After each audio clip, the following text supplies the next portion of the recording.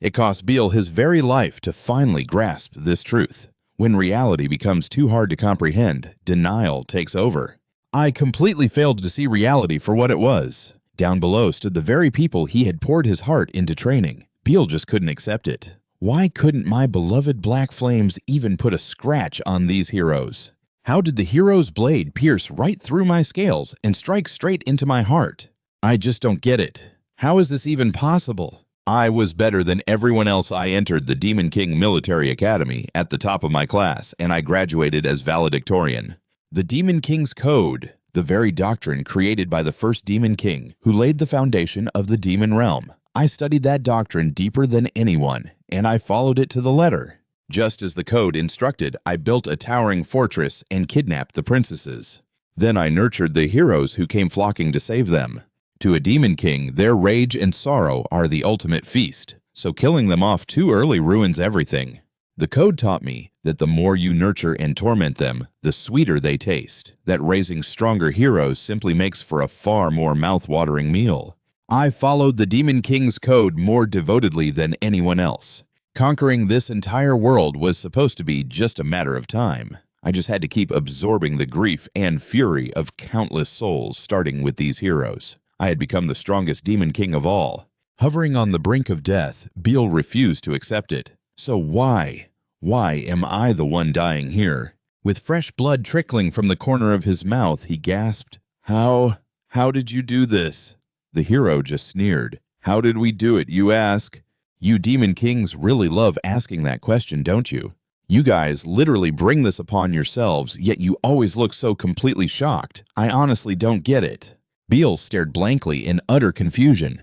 What kind of nonsense are you spouting?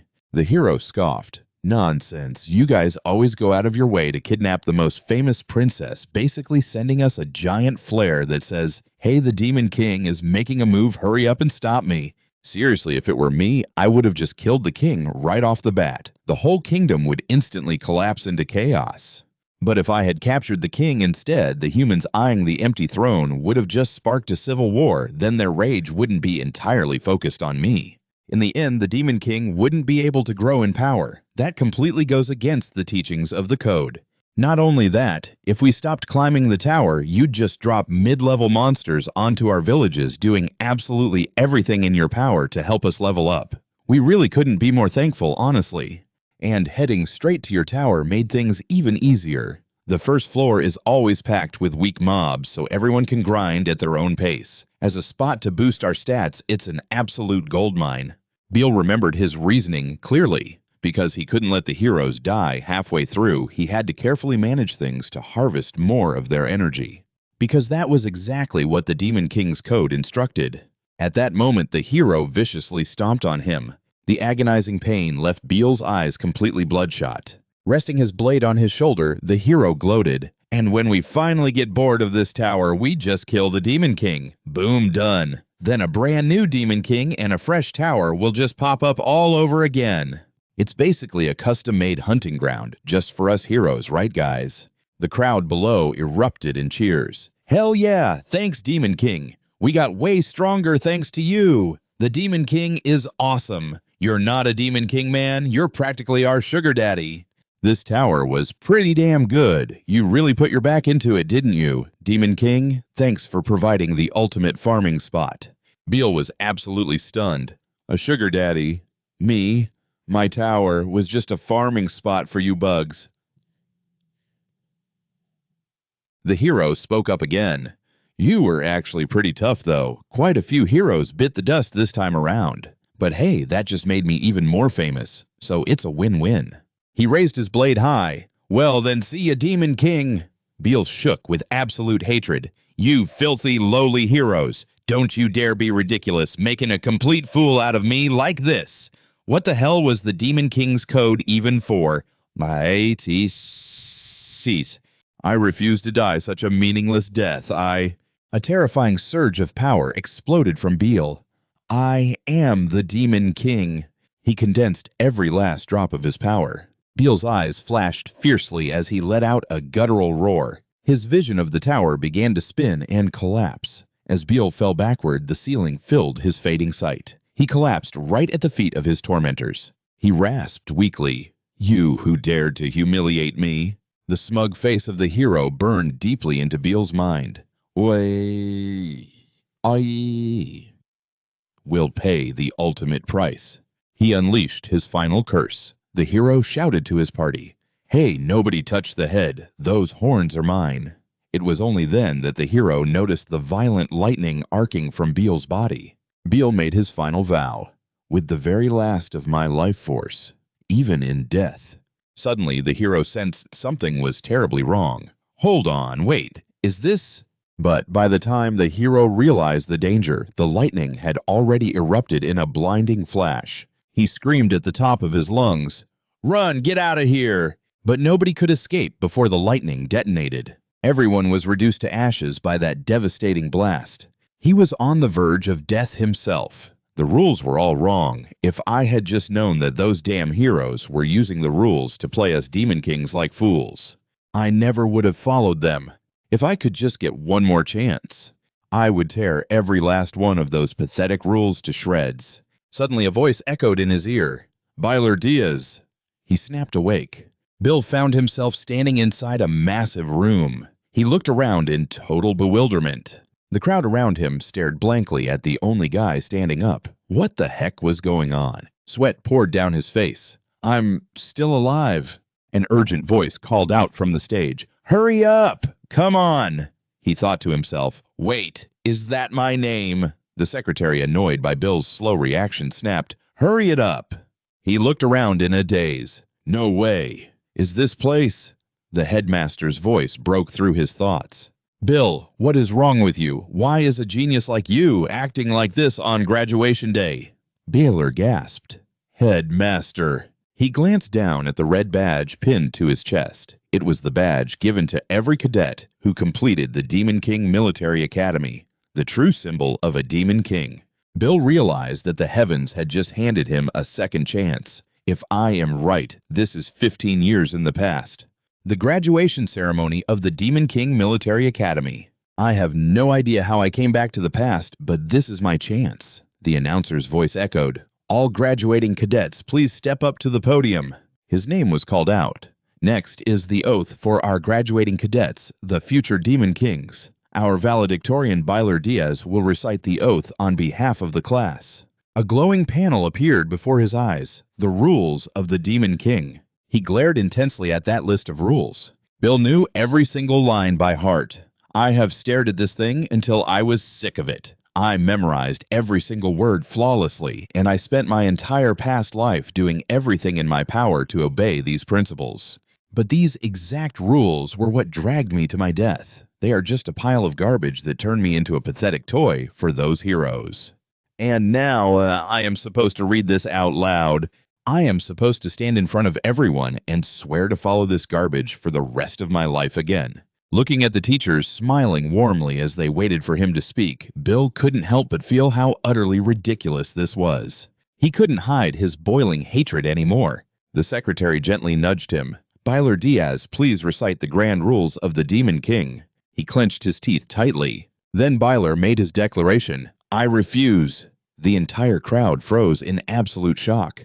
He shouted at the top of his lungs, "I absolutely refuse to read such a brainless oath. Following these rules is completely idiotic. The rules of the Demon King are nothing but a complete pile of trash." Byler's furious shout echoed across the stage. The crowd couldn't believe their ears. "The rules of the Demon King are just a pile of garbage." Everyone was completely petrified. Nobody could have ever expected that during his moment of highest honor, he would spit out such absolute contempt. A shocked scream erupted from the back of the academy. What did he just say? This was the exact moment the greatest valedictorian in the history of the Demon King Military Academy turned into the biggest fool of all time. The Grand Duke of the Demon Realm, Akela Rim, slammed his hands on the table in furious rage. "Byler Diaz, I could have you executed right here and now for daring to insult the sacred doctrines of the Demon King. Oho. But considering your flawless conduct and outstanding talent up until today, we will grant you one final chance. Take back your arrogant words right now and apologize to the entire Demon Realm. If you refuse, your starting territory will be Aaron. The The crowd erupted into terrified whispers. Aaron, seriously.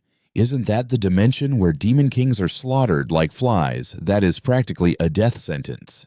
Why give a traitor like him a second chance? Trash like him deserves to die. How dare he insult our sacred doctrines? An apology isn't nearly enough. Akella's voice boomed. You know exactly what kind of place Aaron is, don't you? It is the most brutal wasteland in existence where countless demon kings have met their end. Without a single second of hesitation, Bill looked him dead in the eye. Send me there. Right here, he boldly declared, I will prove that the standard Demon King code is absolute garbage. Lincoln furiously roared, You are totally beyond saving Berzideus. From this moment on, your starting zone will be Aaron. You will be stripped of all the privileges meant for a top-tier Demon King, and absolutely no demons will accompany you. Until you complete your conquest, you are strictly forbidden from returning to the demon realm. As he was being teleported away, he secretly rejoiced. Well, after causing such a massive scene, I guess this was bound to happen. Still, I really am heading back to that place. He was free-falling straight towards Aaron, right into the hands of the heroes who killed me. Even before I turned back time, I had chosen Aaron myself. I used to think that the absolute strongest like myself should conquer the highest difficulty. And that sheer arrogance was exactly what got me killed. Way too many heroes were exploiting the standard Demon King code. Burrs landed heavily on a desolate, snow-covered mountain peak. This freezing wasteland was none other than the northern continent, the Ogre Mountains. He made a firm vow, I will never let that happen a second time. In this life, I'll be the one exploiting it. A status panel materialized right in front of him, the hero code. The scene shifted back to Gordon, who was leisurely shaving his beard. Then he slipped into an immaculately tailored suit. Looking in the mirror, he smiled with total satisfaction. Perfect. This man was none other than the top graduate of the Demon Academy, Gordon Dirick. While the Demon King Academy trained future Demon Kings, the Demon Academy trained the elites who would serve them. According to Demon Realm law, the highest-ranking demon must serve the highest-ranking Demon King. During the graduation ceremony, Elizabeth, the second-place graduate beside him, chimed in. Gordon, you are so lucky. Graduating as the top demon means you'll get to serve the ultimate Demon King, Lord Burzy. Beside her, the third-place graduate, August, sighed with heavy regret. If only I had pushed myself just a little harder, I would be the one serving His Highness. Gordon flashed a polite smile and tactfully replied, Well, the Demon Kings you all serve are incredibly great figures too. But deep down, he smugly thought to himself, Yeah, right, as if they could ever compare to Lord Burzy. He carries the demonic dragon bloodline, a once-in-a-millennium prodigy whose name will be forever etched into the history of the demon realm. Graduating in the exact same year as him is an absolute blessing. With Lord Burrs by my side, the two of us can conquer any dimension out there. We'll become the ultimate legend of a great demon king and his right-hand man. My name will also go down in the glorious history books of the demon realm. Isn't that right, Lord Burrs? But right at that soaring moment of pride, Burzy's voice echoed from down below. Wrong. That single word left Gordon completely stunned. Burzy boldly declared, because the standard Demon King code is absolute garbage. Gordon instantly turned to stone, thinking, I can't believe he actually had the guts to say that. And now he found himself dragging his luggage through the freezing northern continent, deep into the Ogre Mountains. All because of that strict demon realm law, the top demon must serve the top Demon King. Gordon's own shining pride had spectacularly backfired on him. Even now, he still couldn't process it, as he muttered, But why? Burzy walked up from behind and casually complained. They said I wouldn't get a single demon companion, yet they still ended up sending one. Gordon completely stiffened the moment he heard the voice of the very guy who caused this massive disaster. Burrs casually held out his hand. Good to see you again, Gordon. Gordon asked in total disbelief. Why on earth would you do something like that? Burzy just blinked. Do what? Gordon completely snapped and screamed at the top of his lungs at the ceremony. The code. How could you spout such absolute nonsense in front of everyone? And to top it off, we're in Aaron of all places. Now I'm totally dead meat. Burrs tried to calm him down. Hey, take a breath. You're going to lose all your hair at this rate. That indifferent attitude only made Gordon lose his mind even more. My hair is the least of my worries right now. Seeing the guy frantically pulling his hair out, Burzy realized he was seeing a completely different side of him. Was Gordon always this unhinged? Before I turned back time, he was always so confident and composed. He used to say, "Sure, it'll be tough, but with the two of us, we can pull it off." Honestly, if it wasn't Aaron, I probably wouldn't even be interested. Burzy thought to himself, well, our current situation is totally different from back then. But if I tell him I actually traveled back in time, he'd definitely think I've lost my mind. Gordon had to keep pausing mid-sentence just to swallow his raging anger. Gritting his teeth, he forced out the words, "Please forgive my shameful outburst just now. Since it's come to this, I will do my absolute best to fulfill my duties." Burzy simply nodded. Sounds good. Rule number 1 of the Standard Demon King Code. A Demon King must construct a tower. However, it cannot be completely hidden or placed in overly extreme environments so that heroes can actually find it. Gordon worriedly pointed out, this place is incredibly dangerous and completely surrounded by massive mountain ranges. It's almost impossible for humans to find or even reach, not to mention the insanely strong monsters everywhere. You absolutely cannot build your tower here. We need to move somewhere else. Burrs calmly placed a glowing red seed onto the pristine white snow. No, I'm building my tower right here. The tower seed, planted into the ground, water it with the blood of a demon king, and a mighty tower will sprout. Behind him, Gordon's blood pressure spiked as he shrieked the code. You are completely violating the rules. Have you totally thrown away your pride as a demon king? Burzy casually shrugged. I never swore to actually follow it. Deep down, Burzy completely understood. The disgust Gordon felt right now was undeniable for any proper demon. After all, that blind faith in the code was etched right into their very bones. Unless you die or go through something as intense as death, you just can't shake it off. I know, because I used to be exactly like that. He crushed the seed in his hand, shattering it into pieces. Fresh blood dripped down. Listen closely, Gordon. The Standard Demon King doctrine is absolute garbage, especially here in Arend. Gordon quietly watched everything unfold. The very space in front of them began to tremble. A massive surge of energy erupted from the shattered seed. It shot straight up from the ground. A wide crimson magic circle materialized from the seed's remains. He revealed the truth. Because there are a ton of heroes in Arend, an absolutely ridiculous amount. He obviously knew this for a fact, having already lived through a past life. Images of them flashed through his mind. Tower update notification, confirming user of the Black Flame Demon Dragon race. Name Biller Diaz. Tower summoning confirmed. A massive sturdy tower rose from the snow-covered ground. Biller added, that's exactly why Demon Kings kept dropping like flies around here. After destroying countless towers, humanity figured out their internal mechanisms. They literally used the Demon King doctrine to stab us in the back. In this land, the Demon King doctrine is completely useless. Honestly, they should just call it the Hero Doctrine by now. Gordon was baffled. What the hell is the Hero Doctrine? The massive 6-story tower loomed right in front of them. He looked up at it. So he actually summoned the tower here after all. Biller walked in first. Let's head inside. Inside was a massive hall, floor 1 of Biller's tower. Gordon thought to himself, a normal tower should have a complex maze or be swarming with monsters. But here, nothing. It was completely barebones fitting for a demon king who got screwed over on privileges. They finally reached floor 5, the Demon King's study. Gordon felt the emptiness deeply. Every single floor was completely vacant. He already built this tower, so we can't exactly tear it down now, but at the very least, we have to follow rule number 2. Demon King Doctrine, rule number 2. The Demon King must kidnap a prince or princess, preferably the heir to the throne. That's how we farm the most magical power. Gordon spoke up. My lord, please let me give you some advice. Biller allowed it. Spit it out? He made his suggestion. The kingdom closest to the Arend Mountains is the Korin Kingdom. Please kidnap the princess who is next in line for the throne. We need to absorb the rage and despair of the entire kingdom so you can grow stronger quickly. I know you're probably going to say no, but Biller cut him off. All right, let's do it. There's actually a princess I've had my eye on for a while now.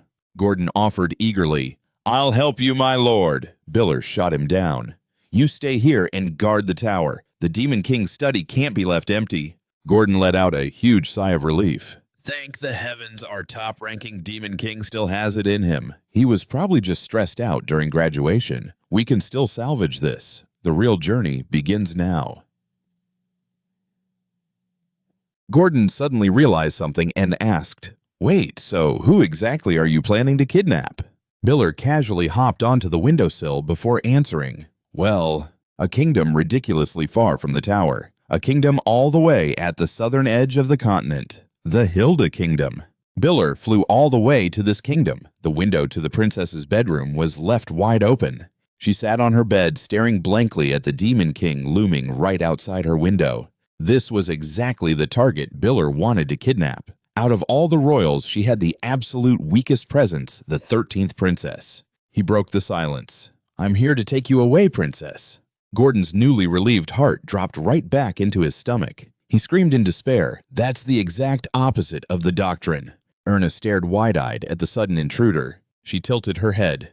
"Who are you?" He answered casually, "I'm a demon king, and I'm here to kidnap you." Erna found that absolutely hilarious. She just had to ask, "Are you really sure about that?" Her totally calm reaction caught Biller off guard. What the hell does she think a demon king is a joke?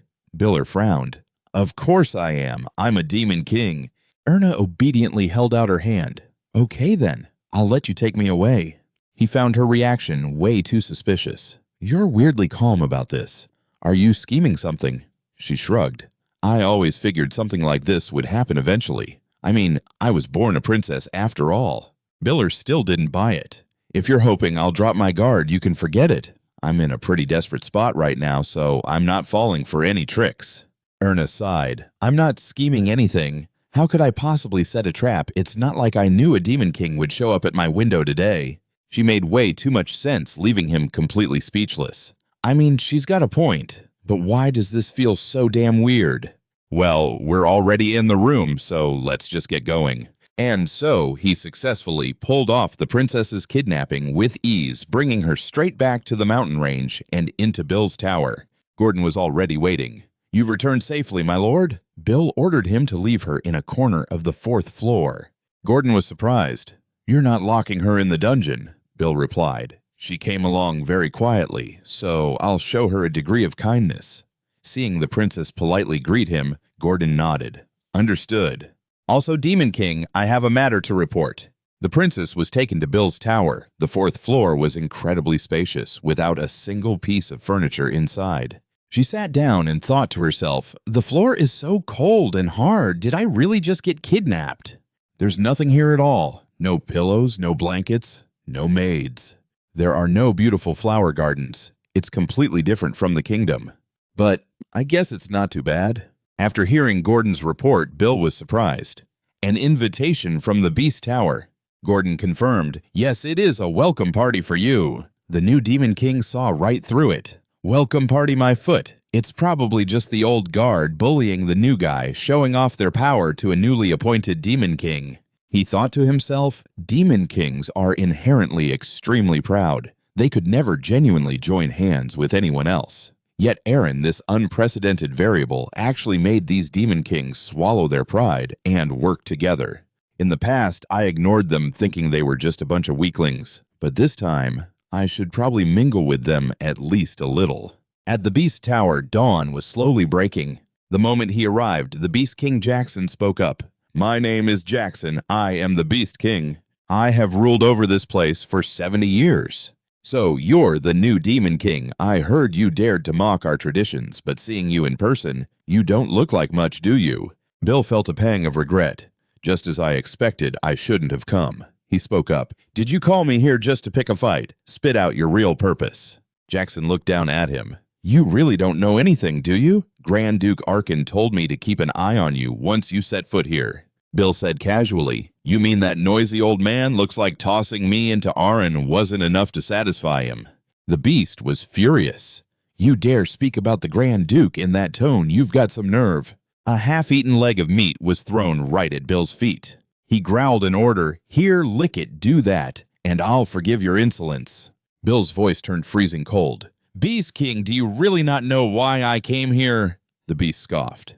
"Of course I do, you idiot. It's because you dared to mock the traditions of the Demon Kings." Bill continued, and according to those traditions, demon kings are forbidden from killing each other. He stomped on the piece of meat. However, a terrifying pressure erupted from Bill, blowing everything in the vicinity away. His voice was dark and terrifying. Did you really think I would obediently follow that rule? Only then did Jackson realize he had provoked the wrong person. What is this insane aura? Grand Duke Arkin told me to check if you had successfully kidnapped the princess yet. If you don't report back within a month, you'll be stripped of your rights. Bill turned around to leave. I was gonna see how long you'd keep rambling, but for the record, I already kidnapped the princess. And she's exactly my type too. He returned to his tower. Gordon commented on today's events. You displayed the majesty of a demon king perfectly, my lord. Bill replied, it was no big deal. He probably won't dare to try any more tricks from now on, but we still need to be prepared. Gordon, go check on the princess's condition. I also need to learn how to properly use her as a trump card. Gordon bowed. Yes, Demon King. Snowflakes fluttered gently outside the window. Bill was feeling troubled. This is a mess. If all the other Demon Kings have that kind of attitude, things are going to be really annoying. The consequences of mocking tradition are bigger than I thought, but even if I had to do it all over again, I would still make the exact same choice. I'd rather die than bow down to that garbage. I won't repeat my past mistakes. This time, I'll rebuild everything from scratch. Since I kidnapped a lowest-tier princess, I'll probably only get a few hundred mana points at most. Even so, it's the safest route. However, when he checked his points on the system, Bill was absolutely stunned. 13,000 points. How do I have this many points? A notification chimed. You have received a video from the Beast Tower.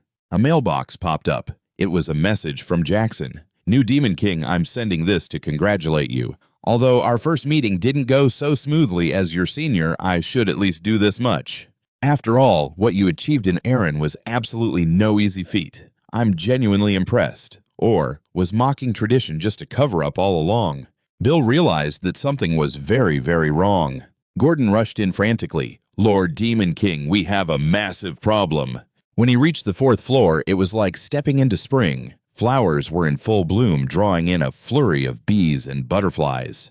Burgess froze in disbelief. What the hell? A system prompt appeared. Burgess Tower Floor 4. Status Ecosystem Naturalization in progress. It was Ernan casually splashing in the water. Oh, you're here! He suddenly realized she had created an entire ecosystem right inside his demon tower. Only someone who had completely mastered the 4 elements could pull this off, and there was only one spirit mage on the entire continent capable of it. Burgess couldn't believe his eyes. I definitely went to the 13th Princess's castle. He finally connected the dots.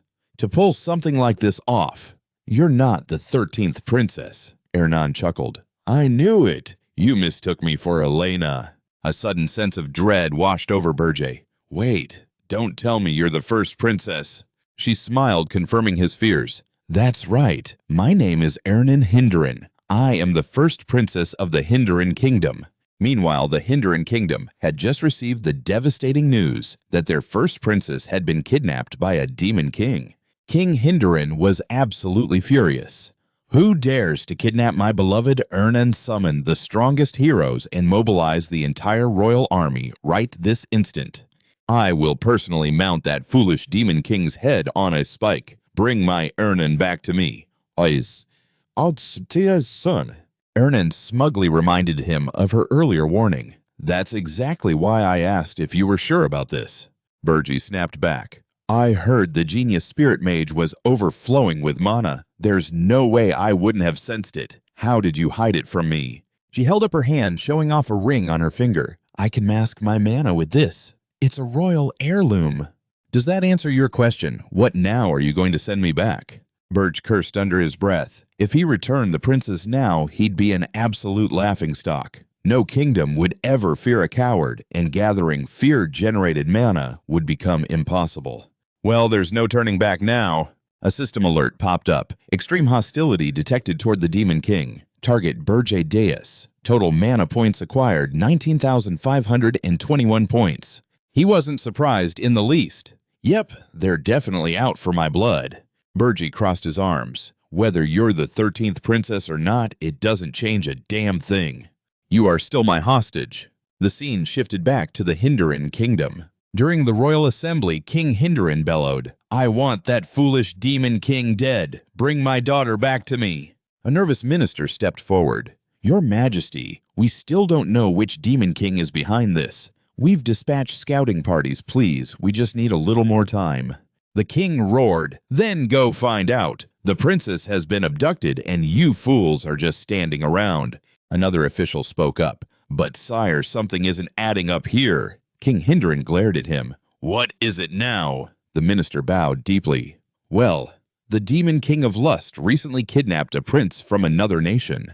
That action drew the wrath of countless nations, and a party of heroes quickly annihilated him. With such a fresh and brutal precedent for another demon king to so boldly kidnap our princess, doesn't that strike you as completely bizarre?" A heavy silence fell over the assembly hall. King Hinduran's knuckles turned white as he gripped the armrests of his throne. He gritted his teeth. "It has to be a rookie." Just then, a scout rushed in and threw himself to the floor. "Your Majesty, we've tracked the teleportation signature of the Demon Tower. It's headed straight north." "Oi!" "We believe the destination is the Argot Mountain Range." King Hinduran's eyes widened in shock. The Argot Mountains. Meanwhile, at Burge's tower in the Argot Mountains, Gordon looked panicked. "Lord Demon King, the Hinduran army will be here any minute. Don't you think an entire royal army might be a bit too much for us to handle?" Burge just smiled calmly. "Relax," he said with absolute confidence. "The Hinduran kingdom isn't going to make it here."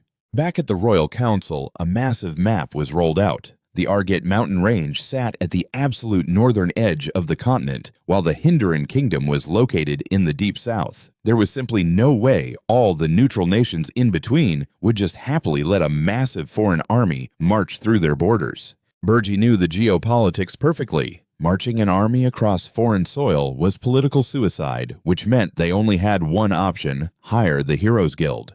Asosopol.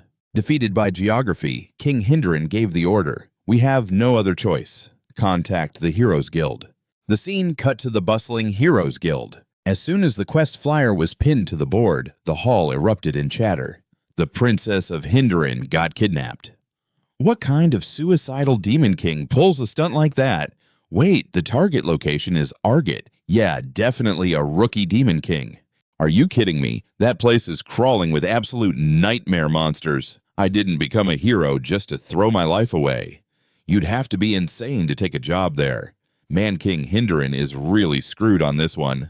It was all playing out exactly as Burge had calculated. "The Heroes Guild won't lift a finger," he smirked. "Those mercenaries only care about easy money. There's no way they're marching into a death trap like Argot, and that is exactly why I dropped my tower here." Gordon stared at him in utter awe. He even calculated the geopolitical backlash, he thought. The master completely ignores the demon doctrines, but sometimes it feels like he understands the world of Arraign better than anyone else. It felt as if he had already been here before. News reached the kingdom, making King Hinduran roar with anger once again. Not a single hero was willing to step up and take the quest. How dare they even call themselves heroes? He smiled to himself. Exactly. No matter how many heroes Errand had, they always put their own interests first, so they were incredibly picky. Because of that, it would take a while to put together a decent team. It would also take them quite some time to actually get here. Even so, his current magic power still was not enough to take on a whole army of heroes. "I know that fear all too well." Beeler gave the order. "Gordon, get in touch with Jackson. I am going to sell my magic power for human money." He blurted out, "Yes, sir." Then he froze. "Wait, what?" "Your magic power." Magic power is the dream currency that lets us push past our species' limits. It unlocks the tower's features, and we can even summon monsters with it. You really want to trade all that for human money? Beeler nodded calmly. "That is right. I am sure Jackson will be willing to pay a massive fortune for it. With the magic power I have right now, I cannot stop those heroes anyway. But with human money, I can definitely get a few things done." The scene shifted to Hosen Kingdom right near the Ogre Mountain Range inside the fortress city. Someone completely covered in a cloak slowly approached the guards. The two of them shouted, "Who goes there? Halt!" The stranger replied, "Just a mercenary." The guard scoffed. What kind of crazy mercenary wanders up the Ogre Mountain range all by himself? That person was actually Byler. He tossed the guards a single gold coin, shutting them up instantly. The two of them, Sim, immediately started splitting it 50-50. Do you not trust me? Meanwhile, Byler easily made his way inside. Now I cannot just wander around this city all by myself. First, I need to find a guide. Over at the Red Hawk Mercenary headquarters, one of the members asked, "Hey, Captain, should we not pack up and leave this place soon?" Alaric was hyped up. What, this place is a gold mine? The soldiers do all the heavy lifting killing the monsters, and we just scoop up the loot. Where else are you going to find a sweeter deal than this? Someone leaned over the railing upstairs and called out, "Hey, did you not hear the news? A new Demon King just built a tower right on the Ogre Mountain range." Alaric brushed it off. "That is just a load of garbage. You clearly do not know how Demon Kings work, do you? They always plop their towers down somewhere the heroes can easily find them." Another guy chimed in. "I also heard he kidnapped the princess of Hienderin." Alaric argued back. "Have you ever seen a Demon King trek all the way to the other side of the continent just to kidnap a princess?" Someone else added, "Well, what about this then? I heard the Hero Association flat out rejected the quest the second they heard the location." Alaric jumped onto the table and said, "It is all just an act. What is a princess anyway? Just some precious air. Those guys are just playing games to squeeze out more money. You already know how crazy those bastards get when it comes to cash." "Right. The other guys totally bought it." "Yeah, you are absolutely right." Suddenly, Byler's voice echoed from behind them. "Ah, so that is how it is."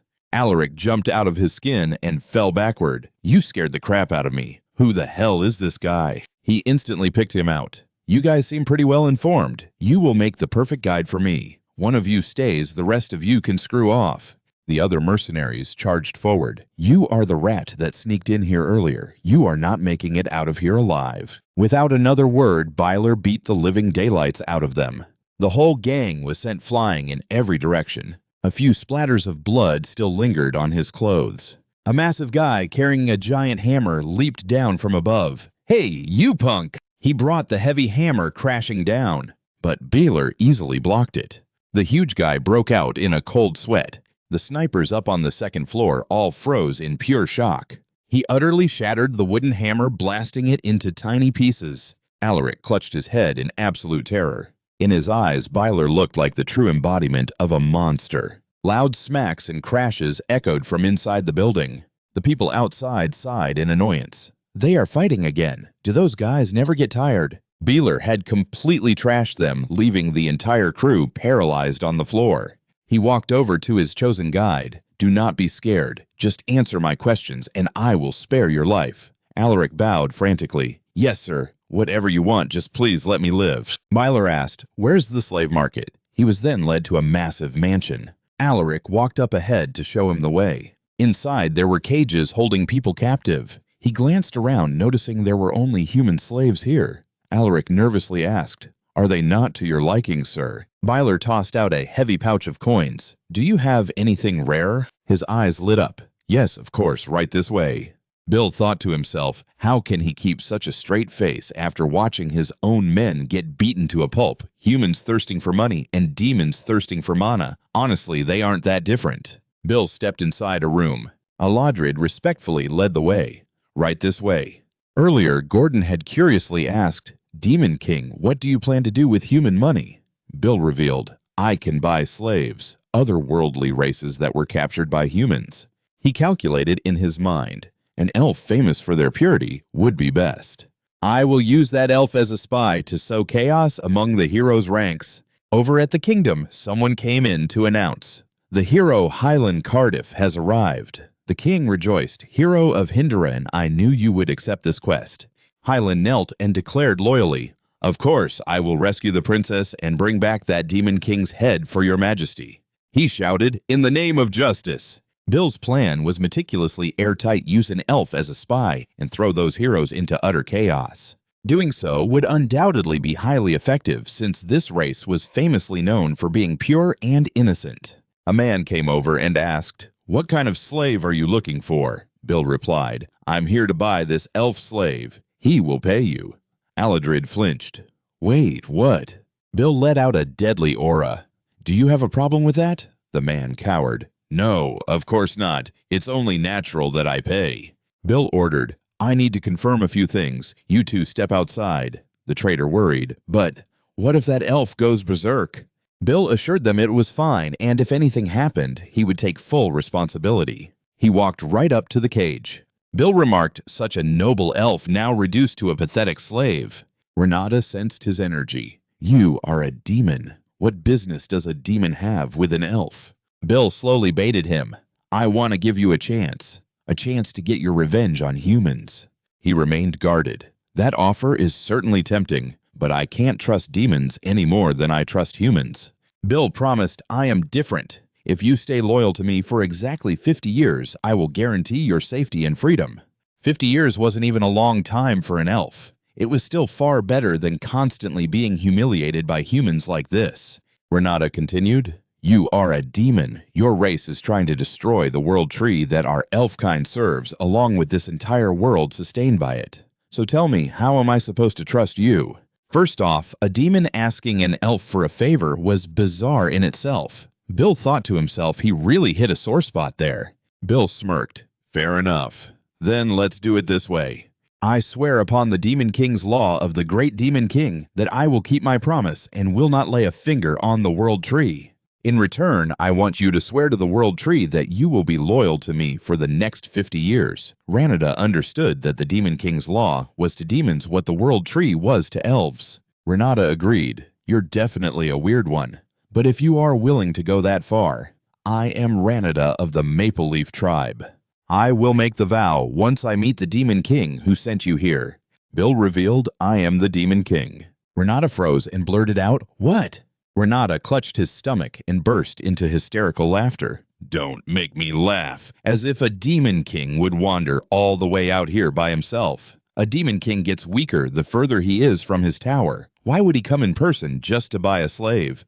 If you are really the Demon King, then I'd gladly pledge my loyalty to you for the next 100 years. And just like that, Ranada got his contract extended by another 50 years and was brought to the 5th floor of the tower. Bill reminded him, You were the one who suggested the 100-year contract, not me. Only now did Ranada finally believe it. Are you really the Demon King? Hey, this is a total scam. You never said this tower would be completely empty. All the way up to the 3rd floor, and there's literally nothing here. And the 4th floor is just a bunch of nature and trees. What kind of shoddy tower doesn't even have a single monster in it? At this rate, you won't even last a year. Those heroes will tear you to pieces. There is no way in hell I am working in a place like this. Bill unleashed a terrifying killing intent. Did you forget you and I already signed a contract? Renata went dead silent. The sheer pressure from this mana is terrifying. He really is the Demon King. His tower might be a mess, but not a single monster in the Gates mountain range dared to attack us on the way here. They were all disaster-level monsters, yet they didn't dare lay a finger on us. No more accurately, they didn't dare mess with the Demon King. Right, a Demon King is still a Demon King after all. Maybe I really will be able to get my revenge. He knelt in submission. I swear upon the great name of the World Tree from this moment on, my loyalty shall belong to you for the next 100 years. Renata thought to himself, since the Demon King came to pick me up in person, he is definitely going to give me an important role. I will finally get my revenge as part of his wicked master plan. He ordered, all right, first things first, make me a meal. That simple request left Ranada completely stunned. He prepped the ingredients in a daze, thinking, I was supposed to be part of some grand top-secret master plan. Hernan chipped in from the side. Are you cooking? Let me help. Can I make some bread and veggies? At Beale's tower in the 5th floor dining room, the three of them sat around the table. Renata cast a suspicious glance at her. Demon Lord, that girl is from the Hindarin Kingdom. Beale confirmed, that's right, she's Ernan Hindarin. He freaked out. Are you out of your mind? You kidnapped the Grand Princess. There's absolutely nothing in this tower. How are you going to stop the heroes when they show up? He replied casually, That's exactly why I bought you. Anyway, just sit down and eat for now. Beale took a bite. Your cooking is actually pretty good. Hernan chimed in. I helped too, you know. Meanwhile, Ranada was still utterly lost. What the heck is even going on here? Beale led him up to the 4th floor of the tower. He asked, Do you want me to fight the heroes here? Beale denied it. No. If the heroes make it this far, it's game over, because that means they've already crossed the mountain range. You're going to cause chaos in the human world for me. Ranada guessed. You want me to be a spy? He confirmed, yes, but first, I need to test your strength. Come at me. Ranada had zero confidence. How am I supposed to beat a demon lord right inside his own tower? Beale offered casually. How about this? I'll only use one hand and zero magic. Plus, if you win, I'll shave 50 years off our contract. That condition pumped Ranada up to take the gamble. All right, you better keep your word. I'll blow your head right off. I'll give it everything I've got. He dashed forward. The two of them exchanged a few blows. Blocking the attacks, Beale commented, even though you've definitely been a slave for a long time, your movements are pretty solid. Did you absorb the mana on the 4th floor, or just enhance your physical body? A very fitting style for an elf. Renata smirked confidently. A normal elf couldn't even pull this off. Blame yourself for picking the wrong opponent and the wrong place, too. Beneath his feet, vines began coiling upward. Beale glanced down. Renata threw a punch. You left yourself wide open. I'll be taking those 50 years back. He smirked. You'd better. Beale's claws swung forward. But I hope you haven't forgotten who you're dealing with. Don't worry, I have no intention of using magic. I'll carefully control my strength so I don't accidentally kill you. Renata felt a sudden wave of sheer terror. Wait a minute. A single strike sent shockwaves echoing through the entire tower. Cut to the Horton Kingdom at the headquarters of the Red Eagle Mercenary Guild. Alaric's eyes lit up. It's an absolute honor to see you again, sir. He cut straight to the chase. I want to hire you guys for 1 year. He agreed. Of course, what's your budget? The heavily bandaged guys in the back whispered among themselves. Even if he's loaded, he's still the guy who beat the living daylights out of us. Maybe we should just change careers. Beale tossed a heavy bag of coins. Here is your down payment. The crew instantly flipped their tune. Captain, we'll follow you for the rest of our lives. Loyalty is what makes us mercenaries. Who cares if he beat us up? Alaric replied, Right, thanks. He was seriously considering finding a new team for his own sanity. Beale added a request. And put this guy in your squad. Alaric agreed instantly. Yes, sir, absolutely. The other members hesitated. Captain, hold on a second. Bringing a total stranger into our team is a bit risky. Renata stepped out, his face beaten so badly it was practically deformed. Hello, I'm Ranada. The injuries on the mercenaries were nothing compared to his. Everyone felt so bad for him, they nearly burst into tears. The whole group bonded over their shared trauma, comforting each other as their team spirit suddenly grew stronger. Watching from the side, Beale thought to himself, they might look completely average, but they're mercenaries operating in the Agates region. You can't find seasoned vets like them anywhere else. Not to mention they're extremely easy to handle. The only hero who would answer the Hinduran Kingdom's summons at this time of year is Hildegard, the one who defeated the Demon Lord of Lust. He announced, Red Eagle Mercenaries, here is your first mission. Investigate Hildegard the hero currently hired by the Hinduran Kingdom. A unified shout echoed back, Yes, sir. Back at Beale's tower, a voice discussing plans echoed from within. I've already handed the hero-related business over to Ranada. In front of him was a screen connecting a few people. Beale spoke up. Now it's my turn to get stronger.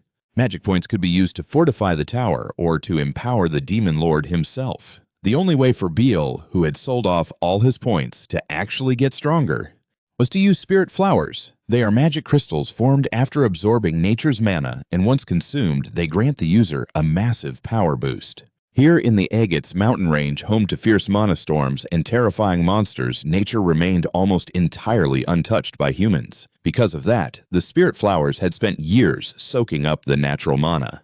As a result, their energy had become much more refined. This place truly was a treasure trove of spirit flowers. For demons, it was not as effective as demonic energy, but it was still better than nothing. He prepared to head out, stating he would go look for some spirit flowers.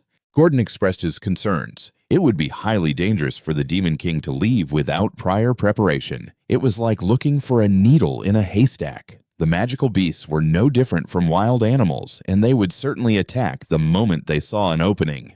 Beale understood. Dealing with the monsters was easy enough, but just as Gordon said, finding the spirit flowers would be the hard part. Gordon agreed, saying yes unless they had an exceptional mana detector. Right at that moment, a knocking sound came from outside the door.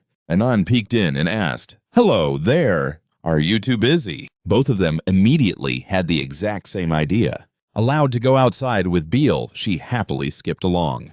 Anan smiled and said, "I am so excited. I have been doing well lately, just a little bored. You have to keep your promise, okay, that you will let me decorate the 4th floor however I want." He confirmed, as long as you can find the spirit flowers. Deep down, he thought to himself she had already decorated it her own way anyway, so who knew how much further she planned to go. Just the fact that she even thought about decorating the Demon King's tower was already pure madness. Enin was also thinking to herself, "I never expected to be able to leave the tower. It is a good thing I stopped by to say hello." The fire spirit in her dress pocket began to squirm. Meanwhile, Enin was scooped up into Beale's arms. She clung to him nervously and cried out, "Hold on, I am not ready yet." He suddenly launched them high up into the air. She squeezed her eyes shut tightly as the wind blew fiercely through her hair. Only when she felt safe enough did Enin crack her eyes open.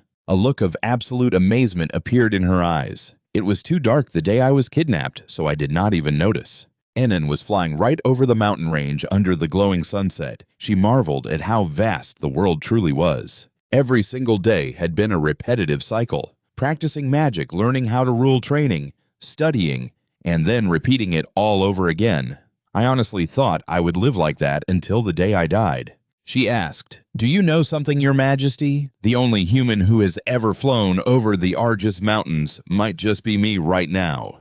He replied, "I do not care, Princess. All you need to do is—" Anan interrupted, "Please, just call me Enin. We are going to be seeing each other for a long time, so it will be much easier to address me that way, right?" Upon landing on the ground, Beale thought to himself, "Perhaps I have been letting her do whatever she wants a little too much." He sternly put her back in her place. "It seems you have forgotten your position. Would you like to be moved down to the underground dungeon?" She quickly admitted her mistake. "I am so sorry."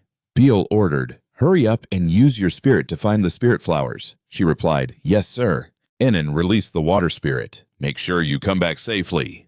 The spirit zoomed off to carry out its mission.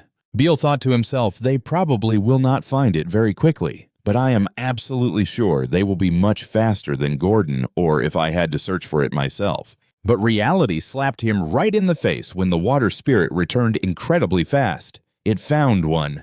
"Look at that flower, it is in full bloom." There were several monsters standing guard around it. Beale spoke up, "Looks like a few guests got here before we did."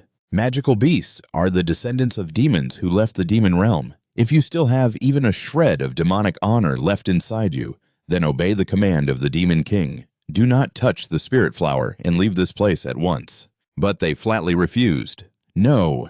We do not listen to the words of demons. We do not like you, so you must die." Beale let out a dry laugh. Gordon was right. "I was completely foolish to expect mindless beasts to actually think. I will burn every single one of you to ashes." The monsters charged forward. "Kill him, protect what belongs to us. Kill him and eat him." Demonic energy began to fiercely gather in the palm of his hand. A blast of raw power shot right toward them, instantly incinerating the entire group. Agonized screams echoed loudly all around them. The remaining creatures had absolutely no way to escape either. The monsters suddenly shifted their attention to Enin, aiming for the weakest target first. Beale continued to gather even more deadly power in his hands. He blasted a circle around her, making sure not a single one of them could get away. Enin thought to herself, if they work together, orcs are famous for being able to take down even an ogre, yet they cannot even get close to us. So this is the true power of the Demon King.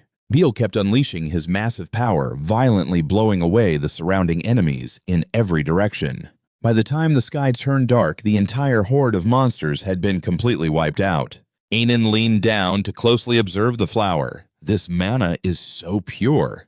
A notification popped up. "Water attribute, Hyacinth Ice Spirit Flower." Beale sharply warned her, "Do not even think about touching it." She obediently complied. "Yes, sir." He decided to cut Enin some slack. "If you manage to find more, you can keep one for yourself." She beamed with joy. Really, I will do my absolute best. He completely understood the art of manipulation. Humans only ever celebrate when they are rewarded.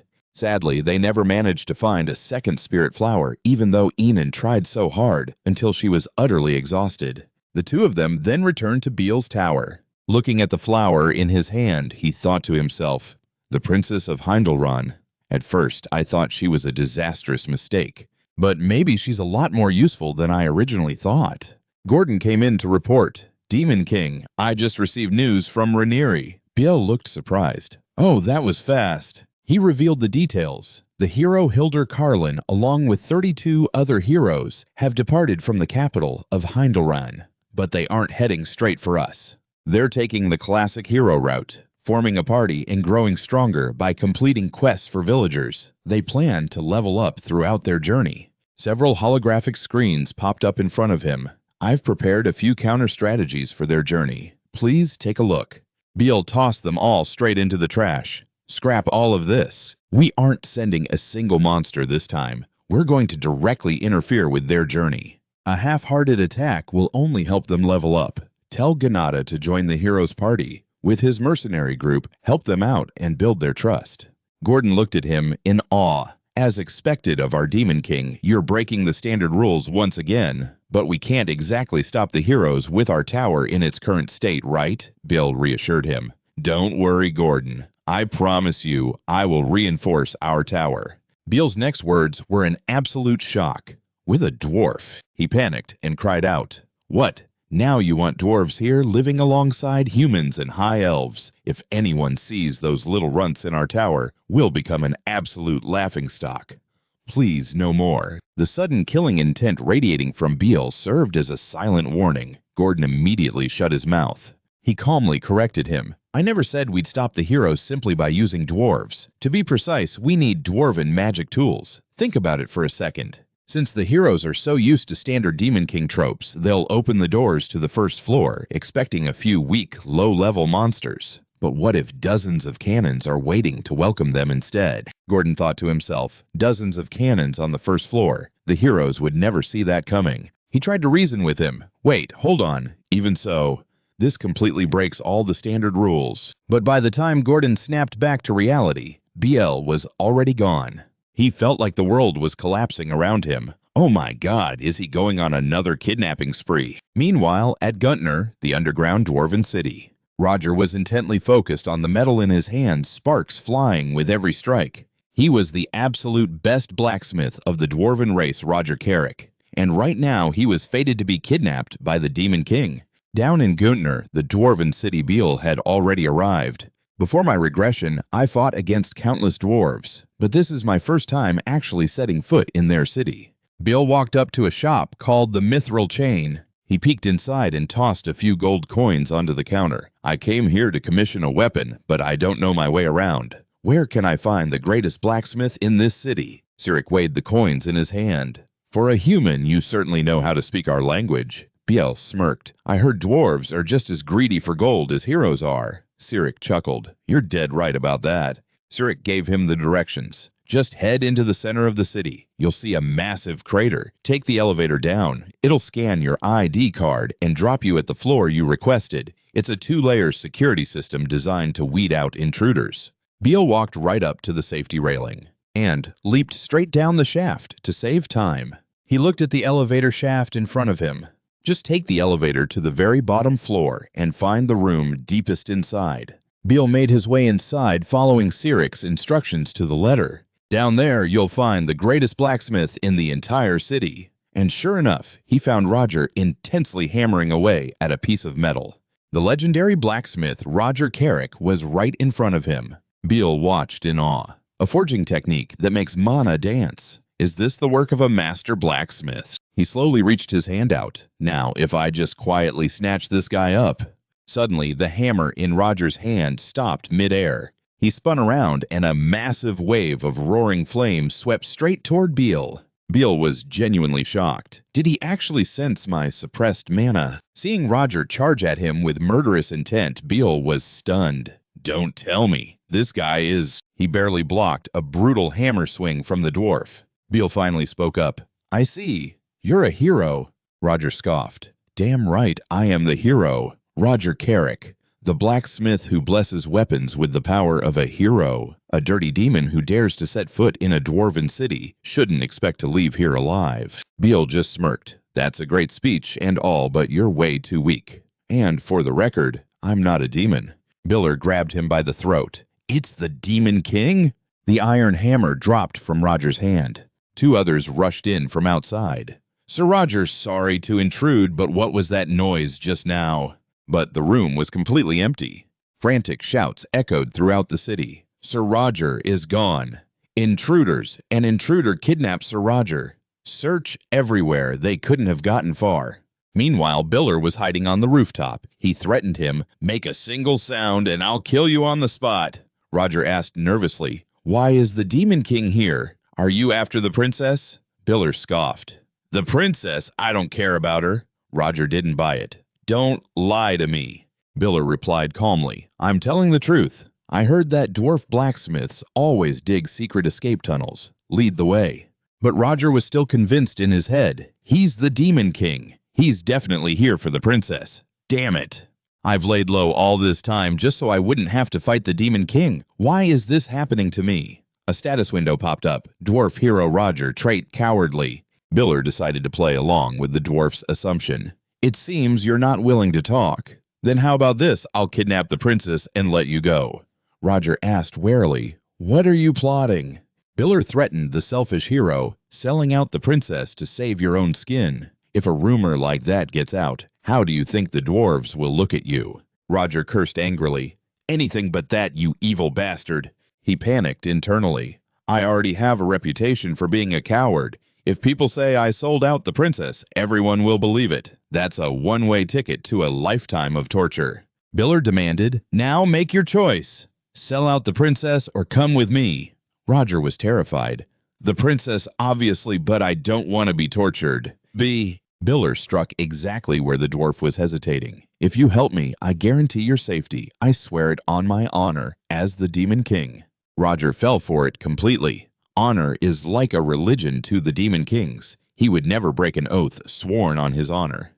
If that's the case, his attitude completely flipped suddenly, looking eager. "Let us head to the tunnel immediately, Lord Demon King." Biller was caught off guard. "What's with that look?" Back at Roger's workshop, status Roger is missing. Louise, the princess of the dwarf kingdom, was incredibly upset by his disappearance.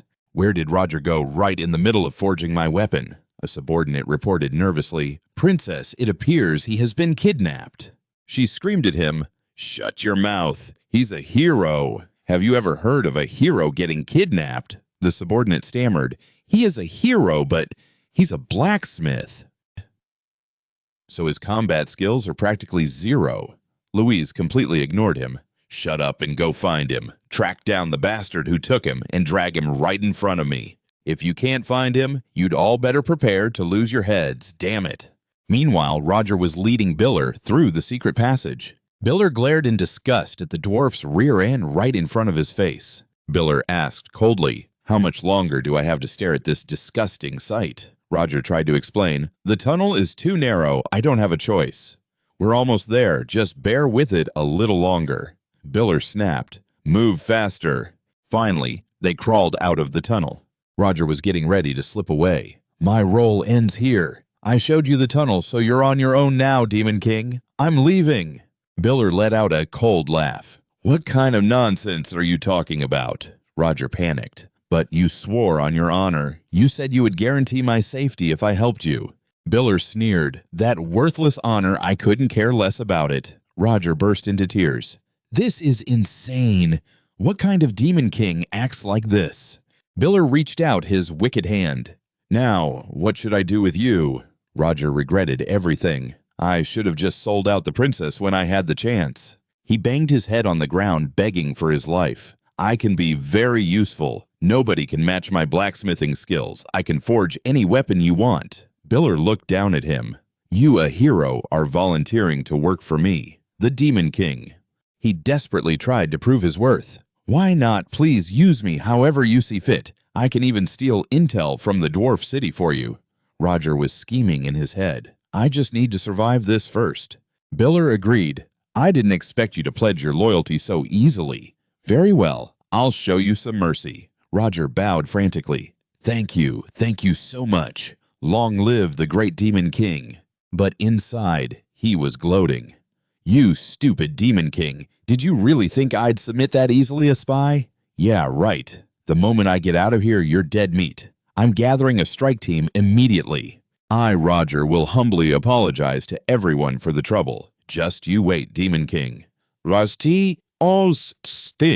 When he was brought to the fourth floor of Biller's tower, he froze in shock. Gordon panicked. Demon King, you brought back a dwarf. Wait, why did you bring a hero here? Biller ordered sharply. Silence. Renata chimed in via transmission. I have a report to make. Are you even recruiting dwarves now? Biller replied, We'll talk later. Anna stepped forward and asked, Are you the hero who came to save me? Roger was completely baffled. Why am I here? You said you were going to let me go. Biller corrected him. I never said that.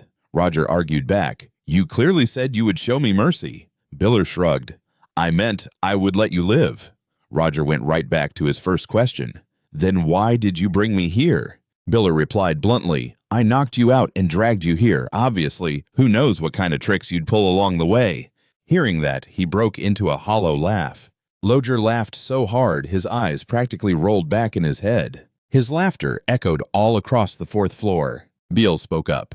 Are you really that happy to be my subordinate? He replied with wild excitement. Yes, of course I am. I'm absolutely thrilled. Beale praised him. Excellent attitude. I have a mission for you. Loger dropped to his knees. What is it, my lord? Beale gave his order, install heavy artillery on the first floor and crush all those pathetic heroes. Meanwhile, at the Hero's Journey prep station, by the gate. He reported back, there's a rumor spreading through the Hero's Journey right now. Word is the new Demon King can use black fire, so the heroes are gearing up with fire-resistant equipment. Rumor also has it that the new Demon King hasn't sent any magic beasts out because he's terrified. Beale smirked. I see they haven't lost their bloodlust just yet.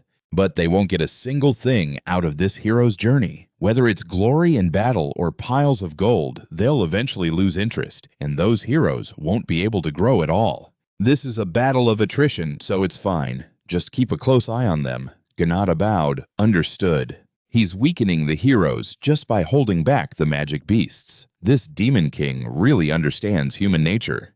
Has there ever been a Demon King like him? Thank God he's not my enemy. Beale made it clear there is one condition, however. You are not allowed to use magic stones. I don't care how you remodel the first floor as long as you stick to that rule. Loger looked worried. The problem is traps without magic stones won't do a thing against those heroes. Beale shot back. That's for you to figure out. Loger still tried to argue. But Beale cut him off. The heroes are favored by this dimension, so their ability to sense energy is outstanding. If you build traps with magic stones, they'll spot them long before they ever trigger. Loger stammered. But still, losing his patience, Beale summoned a magic orb to threaten him. I believed I had brought the greatest blacksmith with me, but if I chose wrong, I suppose I'll just have to drag someone else here. Loger panicked at the sight. Wait! Now that I think about it, there is a way. Beale scoffed. You should have said that sooner. What is it? Loger revealed, I once crafted a magic tool that can completely hide any trace of magic power. It took me 3 years to make, but I actually have one sitting in my forge right now. Beale's killing intent flared up again. Is that the best excuse you could come up with to run away? Loger waved his hands frantically. No, I'm completely serious. Beale snapped something around Loger's neck. Fine, I'll trust you. Loger swallowed hard, asking nervously. What exactly did you just put on my neck? Beale replied casually. Oh, just a magic tool that can sever your head from your body. And I can trigger it with just one hand. That alone was enough to make the old man tremble in terror. Beale warned him. This tool also hides your face from others. If you take it off, I'll consider it an attempt to escape. Loger quickly swore, I will never take it off. I promise. Satisfied, Beale nodded. Let's go then. And so, Beale traveled across several kingdoms to gather military supplies and magical materials. It took him about 1 month to collect everything he needed and store it all in his spatial bag. After that, they headed back to Gutner.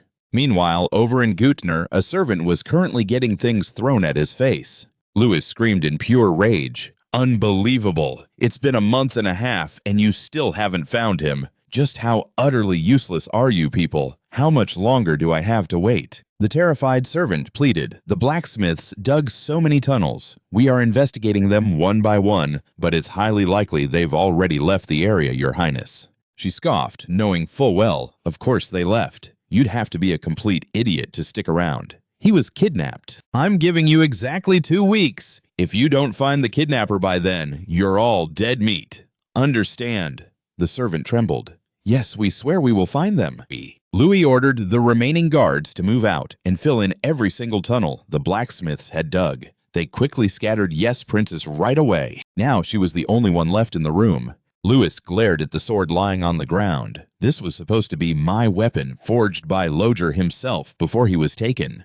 Loger, you better still be alive. You are not allowed to die until my weapon is finished. Right at that very moment, Loger popped up from a tunnel right behind Louis. She heard the noise and immediately spun around. A system notification popped up. Facial recognition jamming mask is now active. Louis muttered to herself, that's one of his secret tunnels. He's the only one who knows about it.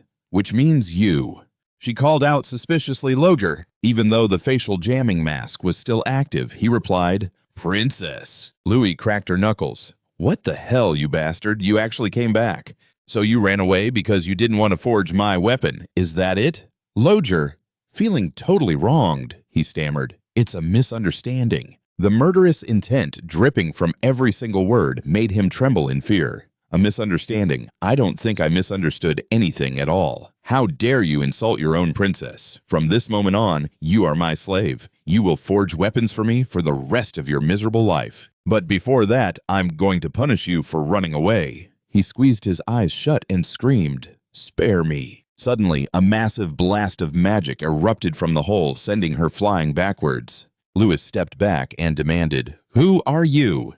Bill walked up from the tunnel below. He barked an order, Lauder, go get the tools you need. I'm on it. The facial recognition jammer mask is now active.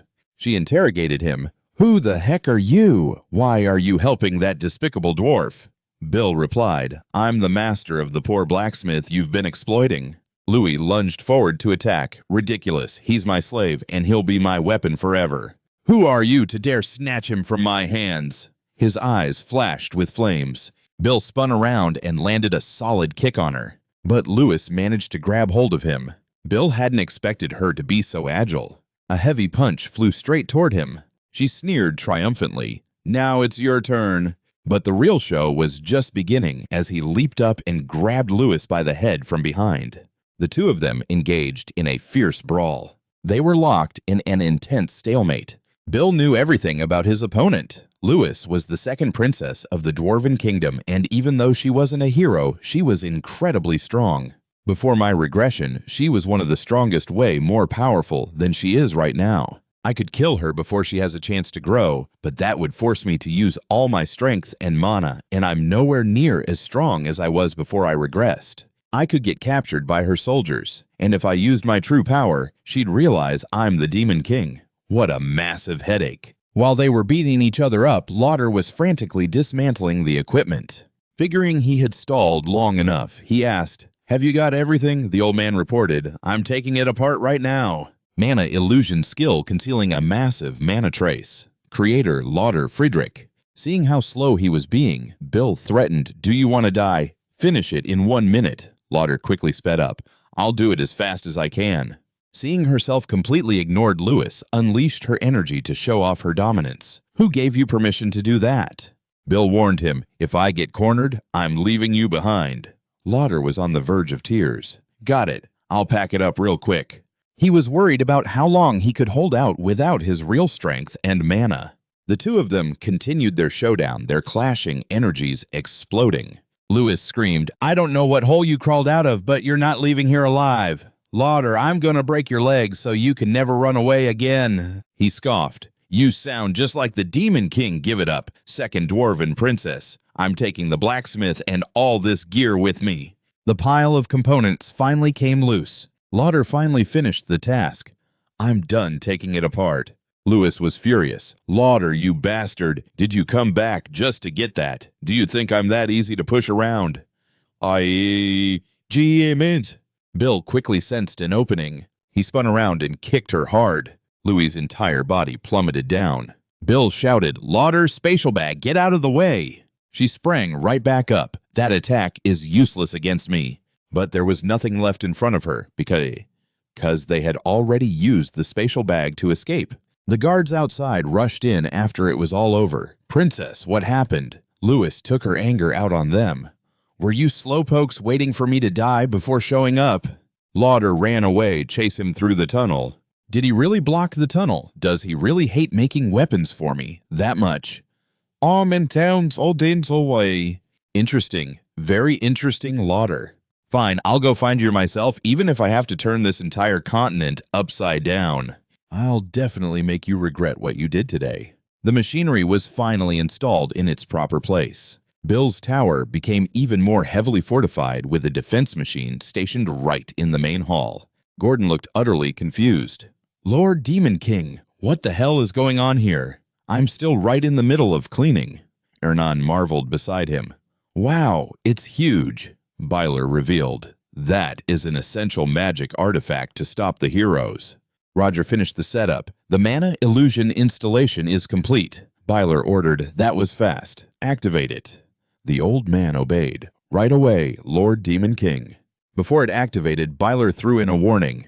It was a real pain dragging this thing all the way back here, so it better be worth the effort. Roger stammered. Of course it is. Activating now." The machine roared to life as the gears began to spin. A blinding burst of mana flared out. It was so intense they had to shield their eyes, crying out, "Ah, it's too bright." A system notification chimed. "The tower has recognized the mana illusion. Synchronizing with the tower will cost 10,000 points. Do you wish to synchronize?" Even Beeler was shocked. "Synchronize with the tower. The tower actually has a function like that. Let's test this out." Byler selected agree. The notification displayed his remaining balance, 11,182 PT. 1,182 PT. The mana illusion recognizes Demon King Byler as its master. The energy source of the mana illusion has been completely converted from mana into demonic energy. Byler turned to question Roger. The old man frantically waved his hands. "Oh, that wasn't me. I never even dreamed it could fuse with the tower, and the energy source shifted from mana to demonic energy." "Lord Demon King, this is the discovery of the century," Byler muttered to himself. "Even the guy who made it has no clue." Beeler prepared to open the door. "Princes, try casting a spell. Any spell." Ernan blinked. "Literally anything." Byler nodded. "Yeah, whatever you want." She conjured a swirling sphere of intertwined fire and water. "All right then, I won't hold back." Terrified they were going to wreck the place he had just busted his back. Cleaning, Gordon screamed, "No, I literally just finished cleaning the tower." He clutched his head in despair, watching the mass of energy expand into a raging tornado. "Stop it right now," Byler thought to himself. Normally using magic of that magnitude inside the tower would be instantly detected even from the outside. He stepped out the door. Looking back in from the outside, all he could see was a blank white void. His theory was confirmed. I can't see a single thing inside. I can't even sense anyone's presence. Is this the power of the tower synchronized with the mana illusion? A surge of energy shot from the palm of Byler's hand toward the door. If I manipulate the tower in this state. The sight before him left him completely stunned. The entire tower had vanished, replaced by nothing but an endless sea of white snow. Beeler aimed his hand back at the same spot, and, just like that, the tower reappeared right in front of him. He finally came to a conclusion. So I can just hide the tower whenever I want. Glancing at the system notification, he watched his demonic energy points plummet from 1,182 PT down to a measly 137 PT. Byler winced at the drawback. Damn it, drains points like crazy though. It's a bit too costly to use right now, but this is definitely going to come in handy later. Meanwhile, Roger was practically vibrating with excitement. "Just a tiny peek, Lord Demon King. Just a tiny peek. Let me dismantle the device and the tower. I mean, can I please study them?" Always sit. Throughout all of history, I've never seen or heard of anything like this. Please, I beg you, Let me research this historical breakthrough. Byler stared at him, thinking to himself, this old guy sounds like a demon going into a blood frenzy. Byler agreed, but laid down a condition. All right, if your traps wipe out the heroes on the first floor, I'll let you do whatever you want. The old man's eyes lit up. Oh, I will absolutely obliterate those pesky heroes. Giddy with all his upcoming experiments, Roger practically skipped away in joy. Byler walked over to Ernan. Princess, I've got a proposal for you too. I want you to confront the heroes when they reach the fourth floor. She blinked in shock. Wait, what? You want me to fight the heroes, but I'm a princess. Byler smirked, reminding her, you're also a genius spirit summoner who desperately wants to avoid going back to her own royal palace. Still, Byler silently wondered if handing her a role like this might be pushing it a bit too far. She was, after all, a sheltered princess who barely knew how the real world worked. Forcing her to betray her own kind might be too much of a shock. Meanwhile, Ernan was happily muttering to herself, trying to pick an element. Ooh, what should I use to beat them up? Fire, water, maybe rocks. Byler stared at her, completely speechless. Yeah, never mind. The mission he gave her was actually quite simple. All you need to do is cause chaos and confuse the heroes. Just make it clear you're their enemy. If things go smoothly, I'll grant you another wish. Ernan perked up. All right then, I'll look for an opening. But I have one condition. You have to introduce me as the Demon King's subordinate, not as a princess. He agreed without skipping a beat. Deal. That's easy enough. She shot him a teasing wink. How should I fight them, though? Should I use my devastating beauty to seduce them, because I'm extremely confident in that department? Byler shot her down instantly. No. Just do exactly what I told you. Ernan pouted. Fine. Having delegated the tasks to those two, he sat back down and got straight to work. Byler tapped rapidly on his system interface. So the basic preparations are pretty much complete. We'll thin out the heroes' numbers with a massive barrage of mana cannons on the first floor. Then up on the fourth floor, we'll finish them off using the princess's bait. But even that isn't going to be enough. At this rate, we won't even be able to wipe out half of those 200+ heroes. Does this mean I have to step up and get stronger myself? He examined an item. The snow hyacinth. An elemental spirit flower that's been corrupted by demonic energy. Spirit flowers tainted by demonic energy are highly lethal against demons. I'm going to need to harvest a lot more of these. And with that, Byler set off on his next errand. Princess, let's go. However, their search didn't yield the results they were hoping for. Ernan sighed in disappointment. There aren't any here either. Byler scowled. This was already their third attempt. Maybe we just got incredibly lucky last time. Useless spirits. Ernan, meanwhile, was deep in thought. That's really weird, though. Suddenly, a monster stepped out right in front of them. It stood there in dead silence, staring them down. Which was perfect, because Byler was incredibly pissed off and desperately needed a punching bag. Monsters again? I am so utterly sick of you freaks. The orc dropped to one knee on the freezing snow. Krutu knelt down and declared, I, Krutu, chief of the Blue Ice Tribe, pay my respects to the Demon King. Please accept our tribe as your subjects. Behind him, the rest of his kin followed suit. Please take us in as your subjects. They had completely submitted to Biel's overwhelming power. He asked them, You want me to take you in as my subjects? Krutu replied humbly, Our ancestors were demons who betrayed the demon realm. Since we bear that original sin, please grant us the honor of serving you, my lord. Biel cut him off. Enough! Drop the sweet talk. In the end, you just want to get stronger by becoming the Demon King's subjects. Besides, you guys are much better suited for demonic energy than spirit flowers anyway. He gave the order to his men. To think you would see through it all. Well then, there's no reason to hesitate. Bring it up. The box was opened, revealing a whole 3 flowers inside. Biel took it. So that's why we couldn't find them. You're articulate, well-prepared, and you even know how to negotiate. For Punorks, you guys are surprisingly smart. Krutu explained, To survive in this harsh land, our tribe values wisdom over sheer strength. Biel followed up, And you came to me to get stronger because you lack that strength. Krutu nodded, answering with silence. Biel smiled, pleased with this group's intelligence. Wisdom over strength, huh? A magic circle appeared in Biel's hand. I like that. Very well. But I will only take you in Krutu. A red dragon crest seared into Krutu's flesh. Roam these snowfields and grow your tribe for me. Await my orders, and I will reward you with something far greater than power. Your tribe will become eternal. His status changed. Krutu, race pun orc, status subject of the Demon King. Krutu bowed low and shouted, "Thank you, my lord. We pledge our absolute loyalty to you, Demon King." The tribesmen behind him chanted in unison, "We pledge our absolute loyalty." They returned to the Agats Mountains. The full forces were gathered at Biel's tower. Stationed outside the tower, the Pun Orc Legion. On the first floor, Loader and 60 mana cannons. Guarding the fourth floor, Anan Hinderin. Biel sat back and watched. Now all the pieces are in place. He was ready to welcome a grand feast from the heroes' party. "Come at me, you so-called heroes. I'll pay you back in full for the humiliation I suffered in my past life." The boy! Outside the snowy mountains, visitors had arrived. Hillian cheered. "Ranieri, we're finally here." Ranieri replied from behind, "We sure are, Hillian."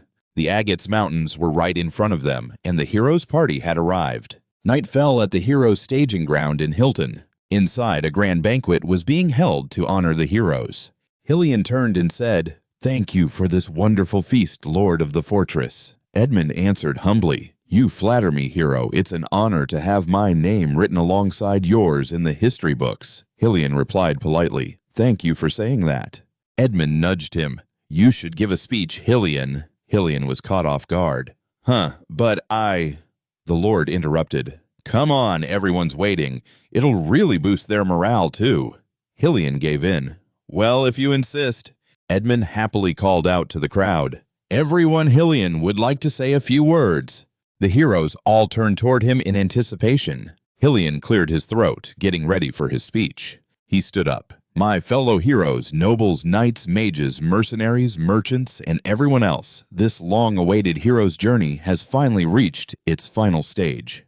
The Demon King is probably trembling at the footsteps of the heroes who answered the call of justice. That's likely why he hasn't dared to send a single monster our way. But we will not let our guard down after all our preparations are complete. Tomorrow is the deciding day. We will make that foolish Demon King pay for daring to kidnap Princess Anan of the Hinderin Kingdom.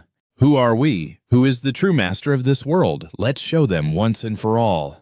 Cheers echoed throughout the banquet hall. "For justice, for justice." Everyone raised their glasses. "Drink up, everyone." Ranada watched from a distance. Just as the Demon King predicted, the number of heroes hasn't increased, but it hasn't decreased either. Hillian's fame is what kept this hero's journey going this far. He secured support from the merchants and calmed down the mercenaries who were about to desert, dragging them all the way here. "The last time I saw the tower, it was completely empty. At this rate, it's going to fall. Should I just bash these heroes' heads in right now? No, what the hell am I thinking? If this raid succeeds, it's actually good for me. I'll finally be free." "Snap out of it, Ranada. I just need to step outside for some fresh air and report back to him." He went to a safe spot to deliver the news. "We've arrived at Hilton. After a quick resupply, we'll climb the mountain tomorrow." Beale instructed him, "Understood. Once you leave Hilton, do not contact me anymore, and there are some things you need to keep in mind. Watch out for the snow when you're climbing, and whatever you do, don't let your guard down at night. And finally, when they open the tower doors, stay far away from them." Ranada was puzzled. "What do you mean? What was that all about?" But the connection had already dropped. Hillian walked out to find him. "What are you doing out here all alone?" He brushed it off. "It's nothing. I just stepped out for some fresh air. Is something wrong?" He offered him a glass of wine. "Care for a drink? It's the fruit wine you elves love so much." Ranada took it. "Thanks." Hillian probed gently. "You look like you've got something on your mind." He voiced his doubts. "Can we really defeat the Demon King?" Hillian replied, "Are you getting nervous too, Ranada?" He sighed. "Well, yeah, I am." He replied, "To be completely honest with you, I don't know either. Even though everyone trusts me and follows my lead, conquering the Demon King's tower is always a living hell. It has literally never gone smoothly." Renata was surprised. "But didn't you already kill the Demon King of Lust and absorb his power? Compared to him, the new Demon King is just small fry." "Now that I think about it, no one actually knows how you managed to kill the Demon King of Lust. Come on, tell me your epic hero story." Hilon looked deep in thought. He smiled and said, I could only pull that off because I had such brave comrades by my side. Comrades just like you, Ranida, who always stand on the front lines to clear out the monsters. I'll take the lead, so I need you to watch my back. If we fight together, I know we'll win. Renata nodded. Then that's exactly what I'll do. He slung a friendly arm around him and led him inside. Come on, let's head back in. The master of the fortress has been dying to hear your adventure stories. But walking right behind him, the corners of Hillen's mouth curled up into a sinister smirk. He calculated silently. Yeah, I really did join forces with my brave comrades. I guess I'll be relying on your help again this time around. Ranieri Elf. The next morning, the hero party was packing up, getting ready to move out. As they made their way through the rocky gorge, suddenly something dropped right onto one of the heroes' heads. A thick reddish-purple slime oozed down his face. He flinched in disgust. Ugh, what the hell is this? It turned out a swarm of monsters was lurking right above them, and that gross slime was actually their drool. The heroes screamed, Ghouls, there are ghouls up on the cliffs, and what the heck is up with their size? Hilon quickly rallied his team. They finally showed their ugly faces. All units assume combat formation. Don't panic. Protect the comrades next to you. This canyon isn't that long. Knights shield the mages and fall back. Someone suddenly shouted, Hillen, there's an ice giant blocking the path ahead. He gasped in shock. What? Everyone fall back. The massive ice giant lumbered out from behind the cliffs. They stared up at it in absolute terror. Hillen barked an order. Watson! While I hold off the ice giant, the rest of you need to get the hell out of this canyon. Watson yelled back. What, are you seriously going to fight that thing alone? Hillen smirked reassuringly. Don't worry, it won't be a problem. As soon as he said that, he launched himself into the air. Right now, Hillen was going head-to-head with the towering ice giant. Its pitch-black eyes flashed with an eerie red glow as it silently locked onto its prey. He was fully confident that a mere ice giant couldn't possibly be stronger than the demon king of lust. The ice giant swung its massive hand right at Hillen. It looked like a massive prison cage crashing right down on him. But Hillen swiftly dodged and leaped right onto the giant's arm. Its massive fist smashed into the cliff face instead. Meanwhile, he had already vaulted over to its other arm. The sword in Hillen's hand glinted brightly. He pushed his speed to the limit and roared, Here we go! 2 blinding, razor-sharp slashes of light tore right through the ice giant. Hillen landed on his feet with perfect confident swagger. He yelled out, Move everyone, run! The party scrambled in pure panic. Run! Cover us, the path is blocked. Hurry up while we still have a chance. Keep moving. Suddenly, blazing fire erupted from the deep slashes across the ice giant's body. Its colossal body came crashing down to the earth with a deafening thud. As for the escaping heroes, they finally scrambled up to higher ground, collapsing in exhaustion to catch their breath. The group murmured among themselves. Dozens of bears and an ice giant taller than the cliff itself. What the hell is this place? Humans aren't supposed to be here. Even the Demon King's tower wasn't this bad. Still, our casualties are pretty low. If it weren't for Hillian, our losses would have been so much worse. Then they looked toward Hillian. They say he killed the Demon King of Lust and absorbed his power. Could he really be on par with a Demon King? Since he's already killed a Demon King once, wouldn't he be even stronger? You're right. As long as we trust in Hillian, we have absolutely nothing to worry about. Renata also truly believed it. If it was Hillian, he might actually be able to defeat that Demon King. Trudeau and his tribesmen stood observing from a distance. Watson reminded them, there's no time to rest. Ranita looked over in surprise. Bruno, Oxy, and Hillian all felt the same thing. I can sense demonic energy. They're the Demon King's subordinates. Trudeau stepped out to greet them. Welcome to Yugat, you foolish heroes. Hillian was full of confidence. They're just easy pickings. I'll take care of them in a flash. Watson was on high alert. Wait, Hillian, what is that sound? Earlier, Billon had warned him. Be careful of the snow. Renata was stunned. Don't tell me. That's what his warning meant. Trudeau stood guard at the first line of defense. Not a single one of you will ever reach the tower. As soon as he finished speaking, a massive blizzard swept in. Renata was absolutely furious. How the hell are we supposed to be careful of this? That Demon King, that crazy bastard, it's an avalanche, he screamed at the top of his lungs. Run, everyone run. Bilan sat comfortably in his tower, enjoying the sight of them struggling under the avalanche through his screen. The corners of his mouth curled up in undisguised smugness. Once again, welcome heroes. This time I'm going to hunt every last one of you down. I warned you, Ranada, about 3 things. Rule number 1, be careful of the snow. When the avalanche finally stopped, the heroes had no idea where they were. The Blood Clan caused the avalanche. We've been swept too far away. We can't even get a head count. Damn it. Hillian ordered them to set up camp right there and search for those who had been swept away. They were falling straight into the next trap he had set. Rule number 2, never let your guard down at night. Just as they finished pitching their tents, they were ambushed by ice giants and bears. The Blood Clan is herding monsters this way. Shit, it's the Blood Clan again. Everyone prepare for battle. Renata was under constant grueling stress from fighting. That despicable Demon King, I'm going crazy. I'm seriously losing my mind. He watched the heroes panic like rats scurrying across the street. Avalanches by day, monster attacks by night, an endless grueling cycle. At this rate, it wouldn't be long before Hillian was completely exhausted after all that relentless torment.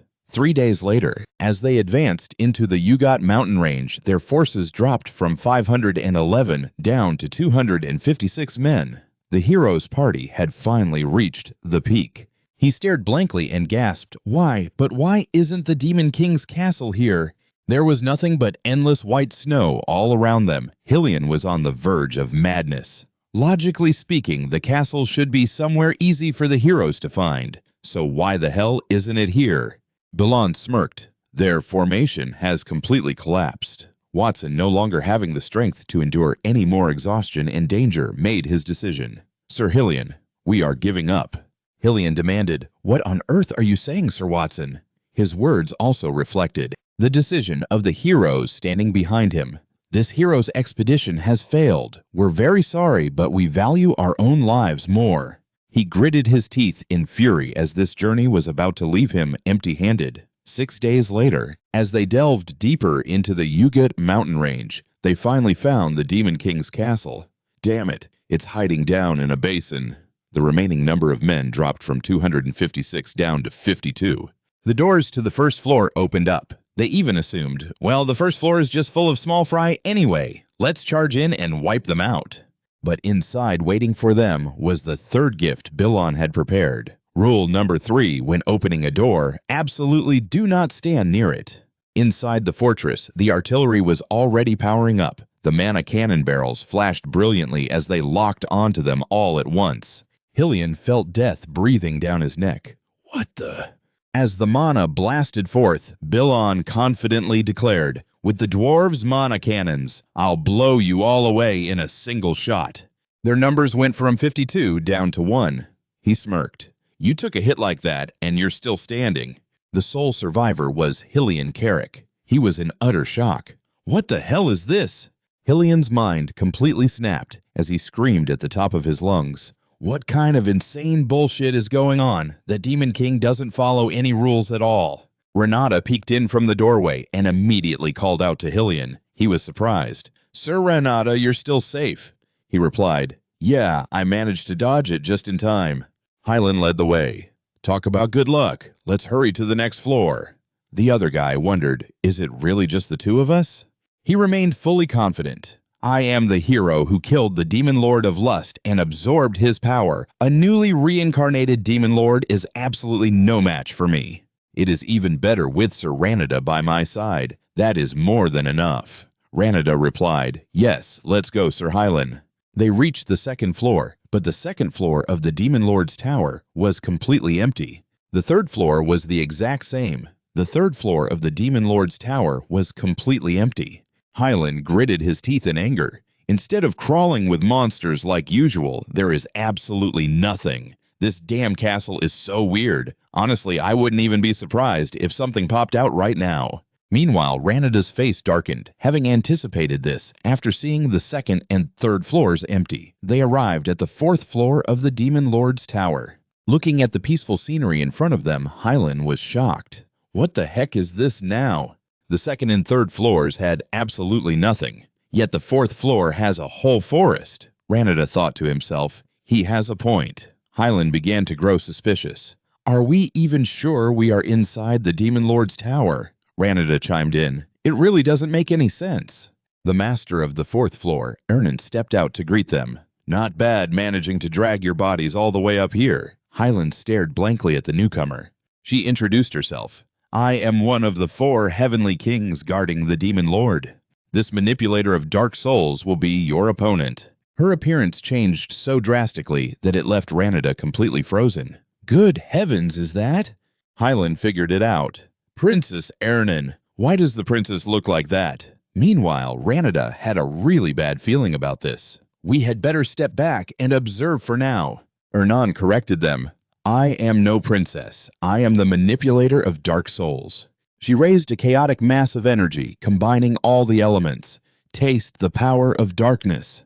Hyland stood there dumbfounded by what was happening right before his eyes. He panicked. That is the supreme elemental grand magic that only Princess Ernan can use. If her mind were being controlled, there is no way she could cast that spell. The monsters ambushing them at night. The magic tower in the basin. The mana cannons on the first floor and the completely empty second and third floors. And now the princess completely losing her mind. Realizing he had been played for a fool this entire journey, Hyland laughed out of sheer anger. I don't give a damn anymore. Screw this. To hell with it all. A princess attacking the hero who came to save her. I don't give a flying crap. I will slaughter every last one of you. Say. Wheeler appeared behind him and asked with utter contempt, with that pathetic look on your face. In the blink of an eye, an explosion erupted. He greeted their guest with a magic-infused punch. We finally meet face to face, don't we, Hyland Katrine? Hyland dodged it. You bastard demon lord, you finally decided to show yourself. You coward only knowing how to use dirty tricks and sneak attacks. He calculated internally, I need way more power. Where was Sir Ranada? He was keeping a safe distance off to the side, right over there. But right now, Ranada was standing directly behind Byler. And Hyland had already appeared behind him, placing a hand on Ranada's shoulder. He demanded, Sir Ranada, let's join forces. The elf was surprised. How? And then Ranada realized the power within his body was being entirely drained away. Hyland had successfully absorbed his teammate's power. I told you, didn't I? As long as Sir Ranada is by my side, there won't be any problems. Meanwhile, completely drained of his energy, Ranada passed out. Byler grew cautious. What is that artifact? Hyland revealed it. The Elf Eater, a forbidden artifact. It converts the infinite life force of the elf race into pure mana. He stomped his foot right on Ranada's face. Sure, the side effect is an early death, but that's perfectly fine, right, Sir Ranada? It is all for the sake of justice. He blurted out, You lying, hypocritical scum! Beeler looked amused. So cowardly and despicable, I am actually starting to get interested. So if I take that ring off, you will go back to being the same old useless trash, right? Hyland found the remark laughable. What the hell did you just say? He sneered. Try it if you can, you idiot. Even the demon lord of lust couldn't steal this ring. Byler called out coldly, Gordon. Hyland's arrogant smile slowly froze on his lips. One of his arms had been sliced clean off. My arm, how could I not feel any killing intent? Gordon appeared behind him, his blade already dripping with blood. This human was not only totally disrespectful, but also incredibly annoying. Hyland quickly shot upward, leaping away from where he stood, and landed right across from him. Hillian thought to himself in shock, Is this a high-tier demon? I even used my sacred relic, and I still lost to a mere high-tier demon? Suddenly, Bill's hand clamped onto his back. He sneered and whispered, Where do you think you're going? Hillian froze in absolute terror. No, I have to dodge. Looming behind him was a presence like a savage beast, its suffocating aura engulfing the entire space. Hillian was hoisted into the air. I can't dodge it. A massive orb of dark energy had already condensed. He panicked, thinking, just what kind of monster is this Demon King? Bill coldly declared, Take this punch, Hillian. The blinding light of the attack illuminated Hillian's terrified face. A massive shockwave of immense power exploded from the fourth floor, rippling outward. When the dust settled, Hillian lay completely motionless before Bill. Seeing his mortal enemy reduced to this pathetic state, a wide, satisfied smile crept across his face. But a moment later, Hillian's body suddenly twitched. He let out a weak groan. Bill lowered his voice. "Impressive. You're actually still breathing." He then ordered his subordinates, "Tie his hands and throw him in the dungeon. Bind up those unconscious humans outside the door, too." Gordon immediately replied, "Understood." Meanwhile, an aged and utterly exhausted Ranada weakly mumbled, "I think I see the light." Bill took out a spirit flower to heal him and said, "You did well. Eat this." Ranada weakly nodded. Within moments, his youthful appearance was fully restored. Ranada sat up looking at his own body in amazement. "I'm completely healed." He turned and saw Bill handing another flower to Ernan. "Take a spirit flower, too." She smiled brightly. "Thank you, my lord." Ranada watched in confusion, thinking, "What's going on? Why would he waste such a precious spirit flower on me?" Later, Bill contacted Loge through the status window. "You did well, too, dwarf. I grant you permission to dismantle that tower." Loge laughed heartily. "Thank you, Demon King." Loge's enthusiastic attitude left Bill a bit speechless. He then turned to the rest of the group. "All right, it's over. Everyone focus on recovering and repairing the floors assigned to you." With that, Bill quickly walked away. Ranada stared at his back in awe. To be completely fine after such an intense battle, as expected of the Demon King. Hearing this, Ernan gave a quiet hum of agreement. Ranada asked, "Is something wrong, Princess?" Ernan avoided the question, softly replying, "No, it's nothing. Just..." The scene shifted to the fifth floor of the tower. Bill suddenly collapsed to his knees and panted, "I guess even a Demon King gets exhausted." He lay flat on the floor, muttering, "That was too close. A Demon King can never show any signs of weakness." He frowned and mumbled to himself, "But that damn human Hillian, who would have thought one of the 10 stars would be this powerful?" From what Bill knew, the 10 stars were the absolute strongest heroes on the continent. And even though Hillian was one of them, he was actually considered the weakest of the group. He thought to himself, "Honestly, I haven't really used any magic to boost my stats in this life, mostly because I didn't have enough points. If Hillian had been in peak condition, I definitely would have lost. My whole plan was to drain his stamina, provoke him, and drive him into a blind panic." With everything crashing down on him, his judgment clouded, and that exposed a fatal opening. That's how my full power strike managed to land a direct hit. For now, I managed to pull off a flawless victory without having to act like a typical Demon King. That's never happened before. I've successfully changed my fate. He sat up, firing himself up. "I did it. I can actually change the future. I can finally get my revenge on those damn heroes." The scene shifted to Houston Watson's press conference. Watson was swarmed by an angry crowd throwing harsh questions at him. "What kind of nonsense is this? Are you telling us the heroes just gave up because they couldn't find the tower?" The investors are demanding an explanation. Who is going to take responsibility for this massive failure? He desperately tried to explain, "We haven't failed yet. There is still hope. Lord Hillian and the other heroes haven't given up. They're still actively searching for the Demon King's tower, so please just give us a little more time." And so, news of the new Demon King quickly spread across the continent. When Stephen found out, he roared in anger. "Damn it, that guy Hyland talked such a big game, and now look at him. If he doesn't save my princess, I'll have him executed elsewhere." Lewis Caradoc was reporting the situation to Her Majesty about the hero's journey, but Lewis lost his temper. "I don't care, just find Hyland." It didn't stop there.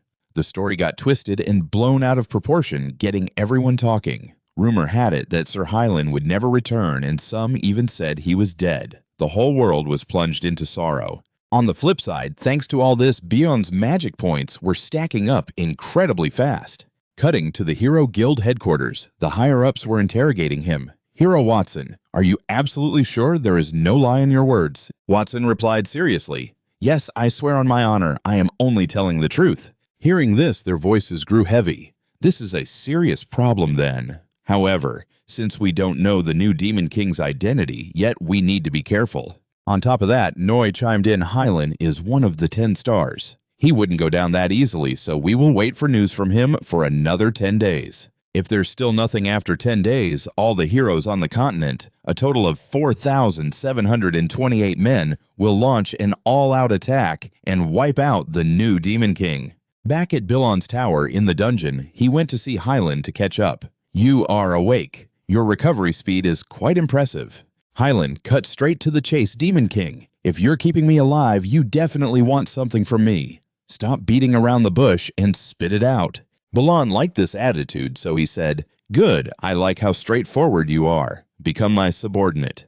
Hyland was startled and asked, What did I hear that right? Bilon tossed a bag of gold and said, A hero's journey costs a lot of money, doesn't it? Food for hundreds of people, security fees, lodging, guild dues, armor weapons, and all those luxury supplies.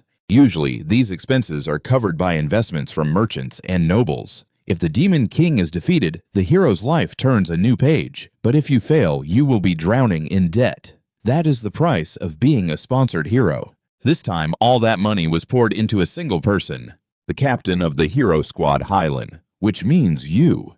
These words shook him as he thought, He's right. Even if I escape, I'll be branded a failed hero and have to live in hiding for the rest of my life, crushed by debt. Still, Hyland asked, How do you know about that? Renata stepped forward and answered for him. I told him. His appearance caught him off guard. Thinking he was a traitor, Hyland furiously yelled, Renata, did you betray us? Renata shot back. After what you did to me, you still have the nerve to say that you scammer, and I was on the Demon King's side from the very beginning. These words left Hyland both stunned and confused. To stop their arguing, Bilon spoke up. You failed because there has never been a Demon King like me. But once I break the standard of a Demon King, you will adapt and find a way to conquer our towers. However, if a strong hero secretly meddles with that plan, will humanity succeed? In his hand was the Armani orb. Seeing this, Hyland asked in annoyance, What is that? Bilon explained. This is a magic tool used to control subordinates. Once it enters your body, it attaches to your brain. If you have any treacherous thoughts, I will know immediately, and I can crush your brain with just a gesture. This thing is very expensive. If it can't merge with your body, I'll take it as a refusal and kill you right away, since there are plenty of other heroes anyway. Hearing this, Hyland screamed, Wait, a hero like me is immune to mind control magic. When that orb enters my body, it will disappear, and that won't be my fault. Renata smiled wickedly and said, A hero can lower his own mental defenses. Bilon followed up, You hear that? Hyland turned and scolded him. You stupid elf, aren't you ashamed? Renata angrily shot back. You're the one who should be ashamed. You are just wasting a precious magic tool. I will never be your subordinate. At this point, Bilon grabbed Hyland's jaw, making him panic. He shoved the Armani orb into his mouth and ordered, Shut up and swallow. The moment he swallowed it, Hyland's eyes widened and he let out a groan. A moment later, Renata asked, He's really stubborn. What if he dies? Bilon reassured him, Don't worry. He's a greedy guy who treats his teammates like disposable items for money. As he said this, the status window showed that the Armani orb had been successfully implanted in Hyland. Bilon looked at him and confidently said that Hyland would never sacrifice himself. These words felt like a huge insult, making Hyland curse, Damn it. Also, his status now read, Demon King's subordinate. Cutting to the 5th floor of Bilon's tower, Gordon reported, My lord, even though you have turned Hyland into a subordinate with a massive debt of 100,000 gold, his actions will be severely restricted. The gold you exchanged for magic points earlier was only around 2,000 gold, which is equal to the annual income of Amit's country. How do you plan to make that kind of money? Bilon immediately ordered, It's time to send a message. Gordon asked in confusion, What? He explained, I am talking about the annual gathering of the Demon Kings from the Tower Alliance. Furthermore, he thought to himself, In my past life, I never attended because I found the idea of Demon Kings hanging out absolutely disgusting. Then Bilon said firmly, The other Demon Kings who have lived in Aran for a long time must have hoarded a ton of gold and silver. This command made Gordon shout, My lord, are you planning to trade magic points for money again? And upon receiving the system notification, Gordon thought in surprise. This is what I said in the past, but after directly facing a hero, I finally get it. If we played by the standard Demon King rules, we could never win. An invitation letter from the Tower Alliance has arrived, and now I am forced to admit it. Meanwhile, Bilon flashed a highly calculating smile. Finally, he walked off and said, "Let's go. We are going to scam our senior demon kings out of their money." But deep down, Gordon still thought to himself that he completely trusted his lord. Over at the Tower of Lies on the 13th floor in the Demon King's council room, as soon as he walked in, Belad spoke up first. "Even though I'm not late at all, it looks like all of you are already here. What were you planning to discuss without me?" He appeared in his identity as Bilad, the Fire Demon King of the Dragon Demon Tribe. Jackson Dodd of the Beast, Demon King of the Lycan Tribe, gritted his teeth and growled his name in frustration. "Bilad." Meanwhile, Jaina Snowden, the Snow Demon King of the Ice Demon Tribe, sounded much calmer as she spoke. "So you are the one everyone has been talking about." Ugable, the Immortal Demon King of the Ancient Human Tribe, also chimed in with a mocking tone. "The arrogant fool who dares to trample on our traditions finally shows his face."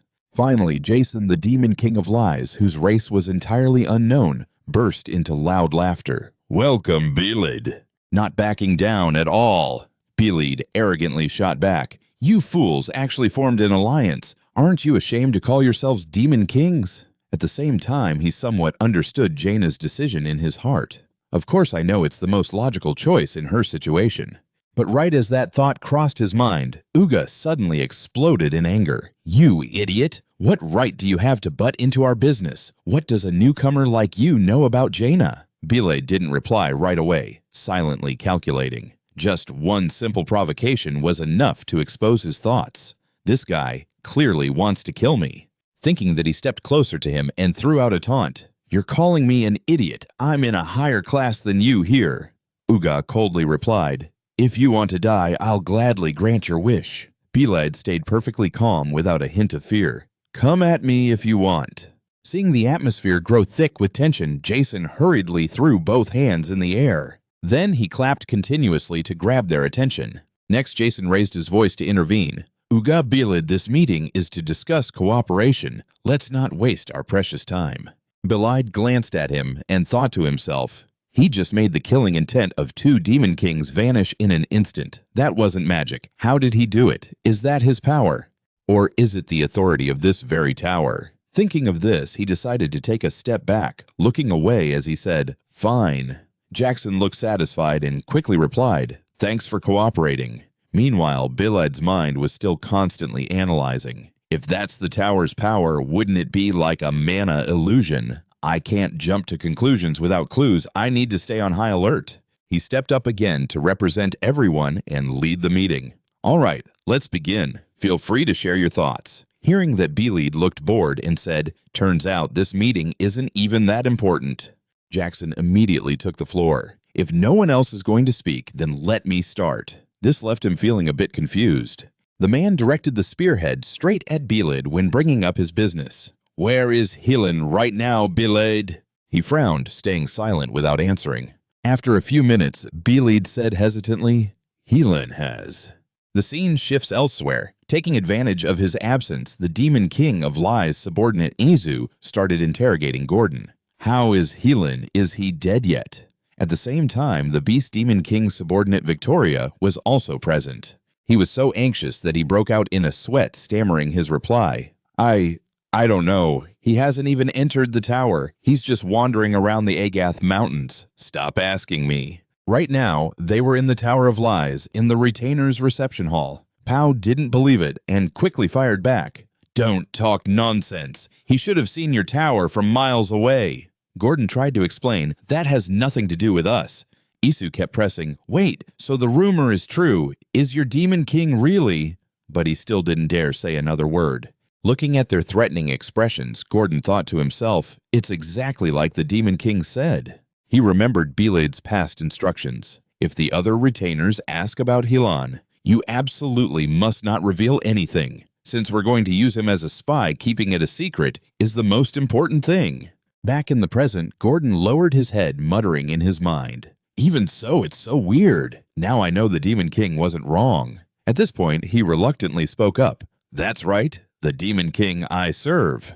Pausing there, Gordon thought to himself, but then again, Then his expression suddenly changed, turning furious as he yelled loudly, "That damn Demon King is just an arrogant brat who never listens to anyone. The moment I let my guard down, he dives headfirst into trouble. Why doesn't he just handle everything himself?" Furthermore, a thought suddenly popped into Gordon's mind. I don't know why, but it feels really good to finally get that off my chest. Victoria sympathized with him and said, "I get it, I really do." Ella sighed in agreement. Why are all Demon Kings so weird? Izu also took the chance to complain. As for my Demon King, he stuttered in surprise and chimed in, "Mine too." Finally, Gordon had an epiphany and told himself, "I get it now, I just needed to vent my feelings." The scene shifts to the Demon King's meeting room on the 13th floor. Uga loudly interrogated him. "Do you really think I'd buy that?" Beelid ignored him, simply replying, "Believe whatever you want." This attitude unintentionally made Uga even angrier. "Are you saying Hylan hasn't even been able to step foot inside your tower just because you didn't place it on the mountain peak? Are you messing with me right now?" Beelid firmly snapped back, "I have the right to place my tower wherever I want." A moment later, Jackson spoke up as well. "So you mean the heroes are still targeting your tower, yet you just abandoned it to come here? You must have learned at the academy that a Demon King who loses their tower faces a brutally gruesome death. After all, you were the top student there." He said in a serious tone, "You don't need to worry about my tower. I have my own ways of protecting it." Meanwhile, Beelid quietly observed his attitude and thought to himself, "This bastard Demon King of Lies is trying to piss me off." Realizing he was being stared at, Jason quickly changed the subject. "If you say so, then fine. I won't bring it up again." However, Jackson still refused to let Beelid off the hook. "Do you think Grand Duke Aiken will tolerate this?" He intentionally replied with a disdainful tone. "Who has the time to care about what that old geezer says?" This made the man furious as he yelled, "What did you say, you little brat?" Jackson hadn't even finished his sentence before Beelid cut him off. "Is there a problem, Jackson?" he ordered in frustration. "All right, fine, let's move on." He looked for a way to outsmart them as he quietly calculated in his head. Even if I lie, they have no way to verify it. Even if it makes them suspicious of me, it's still better than getting exposed. I won't forget why I came here. My goal is to earn a full 100,000 gold. And just like that, the Demon Kings continued to chat instead of actively participating in the discussion. Seeing this, he told himself again, "Wow, it turns out there's a clear hierarchy even among Demon Kings. The Demon King of Lies really does sit at a high position." While everyone was discussing, he quietly listened to gather information and figure out which Demon King was running low on mana points. Just as Beelid started thinking, he suddenly noticed Jaina staring right at him. This interrupted his train of thought. With a puzzled look, Beelid stared right back at her, without looking away. The scene then shifts to the 13th floor on the balcony of the Tower of Lies. Seeing Jaina step out here, Beelid quickly followed and asked, "What's going on?" She got straight to the point, seeing no need to hide it. "Ever since I heard about you, I've wanted to speak with you privately, just the two of us." He asked back in confusion, "With me?" Jaina immediately nodded. "That's right." She turned back to look at Bill and said bluntly, "I actually agree with some of your views." These words left him in complete disbelief. Bill quickly asked Jaina, "Really?" At the same time, a wave of doubt washed over him. Has she ever said anything like this before? His confusion only deepened when she continued, "Don't get me wrong. I don't reject the rules like you do. In fact, I still live by them. However, I do think us demon lords need to be a bit more flexible, especially here in the arena. That's exactly why I wanted to meet you. I figured a private chat would be way more productive than arguing with those fools." Bill tried to read her intentions and asked, "So what do you think of me?" She casually replied, "You're all right, and you're much easier on the eyes than I expected." Bill froze for a second before stammering out, "Oh, thanks. Wait, what?" Out of nowhere, Jaina tossed him a communication stone and said, "Here, this is my personal line. If you ever need advice, just reach out. As long as you don't disrespect the Demon Lord code to my face, I'll help you out. It's nice to finally find someone I can actually talk to. I just hope you don't get yourself killed too soon." With that, Jaina turned on her heel to leave. But before she could, Bill called out, "Wait, what about the Demon Lord of Deceit?" She stopped in her tracks, her tone turning dead serious. "I can't read him at all. He is far more cunning than those other two idiots." hearing that he didn't press the matter any further and just quietly watched her walk away. Bill absent-mindedly tossed the stone in his hand, his eyes locked on her fading silhouette as he thought to himself, Jaina. I still can't fully trust her yet, but I have to admit this is a pretty huge unexpected win. The scene shifts back to Bill's tower. Down on the first floor, Elin had just finished baking a plate of cookies and eagerly offered them up. Roger, come try these. I just baked them. Roger's eyes widened in pleasant surprise. Princess, wait, are these cookies? How on earth did you manage to bake in the middle of a tower? She happily explained the whole process. The Demon Lord bought some ingredients for me, so I decided to try baking. Using my elemental magic, Roger couldn't help but marvel at her ingenuity. Well, I have to admit, having a genius elementalist around sure is convenient. She practically shoved the plate toward him, beaming. Go on, hurry up and taste one. He let out a hearty laugh. Thank you, my lady. But deep down, Roger felt incredibly touched to think that the princess who had never lifted a finger for chores in her life would personally bake cookies for him. He quickly took a bite, mentally bracing himself. No matter how awful this tastes, I just need to smile and say it's delicious. But the moment the flavor hit his tongue, his eyes shot wide open. He furrowed his brows in pure shock, his mind reeling. Wait, no. This taste? It's absolutely incredible. It's literally making my mana resonate. I've never tasted anything like this in my entire life. This is pure heaven. While Roger was completely lost in the euphoric flavor, Elin tilted her head and asked, So, how does it taste? He looked at her in pure awe. I literally can't stop eating. Just what on earth did you put in these? She happily revealed her secret. Oh, I just mixed a few spirit flowers into the dough. I'm so glad you like them. My cookies really are the best. Hearing that Roger nearly choked, he screamed in horror. You did what? Why would you feed me something so incredibly priceless? No wonder my mana is going crazy. Alon just gave him a bright, innocent smile. Consider it a gift to celebrate our new partnership. We're going to be sticking together for quite a while after all. Roger nodded helplessly. Well, yes, that's true, but still. Then Elin looked up at him thoughtfully. Do you think Ranada will like them too? Roger didn't hesitate for a second. Oh, I guarantee he'll love them even more than I do. Elin clapped her hands together in delight. Yay, that's wonderful! But what about the Demon Lord? Do you think he'll enjoy them as well? Roger instantly froze, breaking into a nervous sweat. What? Meanwhile, up on the 13th floor, inside the meeting room of the Tower of Deceit. Now that they were alone, Bill turned to Jason. Has everyone already left? Jason leaned back casually. Yep, the little chat is over. Bill blinked in surprise. That was fast. Out of nowhere, Jason offered him a cup. How about we sit down, have some tea, and have a little chat? Bill narrowed his eyes, feeling immediately suspicious. A chat. Just the two of us. Jason smirked. Exactly. Jason slowly laced his fingers together, his posture shifting as if the mood had suddenly grown tense. Dropping the act, he cut straight to the chase. Let's not beat around the bush. I know you're in desperate need of human currency. Those words hit Bill like a ton of bricks, leaving him completely paralyzed. He quickly masked his shock with a fierce scowl and snapped, what the hell is that supposed to mean? But internally, panic was setting in. How on earth did that information leak out? Jackson smiled smugly and said, You can't fake it. Jackson already spilled the beans to me. Let's not waste our time on these meaningless mind games anymore. Come on, let's make the deal. Mana points in exchange for human money. Bill silently weighed the benefits before him. Right as he was about to act, he asked, What exactly are you plotting? Jackson replied in a friendly tone, What's wrong with you? I am on your side. Bill, let's cooperate peacefully from now on. The scene shifted to the first floor of Bill's tower. He ordered someone to take out 100,000 gold from that place and bring it to Hilan. Hilan was stunned in disbelief and asked, Do you really have that kind of money? Bill ignored the question and continued to warn him, Remember carefully, you must completely hide the source of this money. Bill thought cautiously to himself, if Jackson traces the money and figures out our moves, we could become puppets in his hands. Since I can't guess what he's scheming, I have to stay on high alert.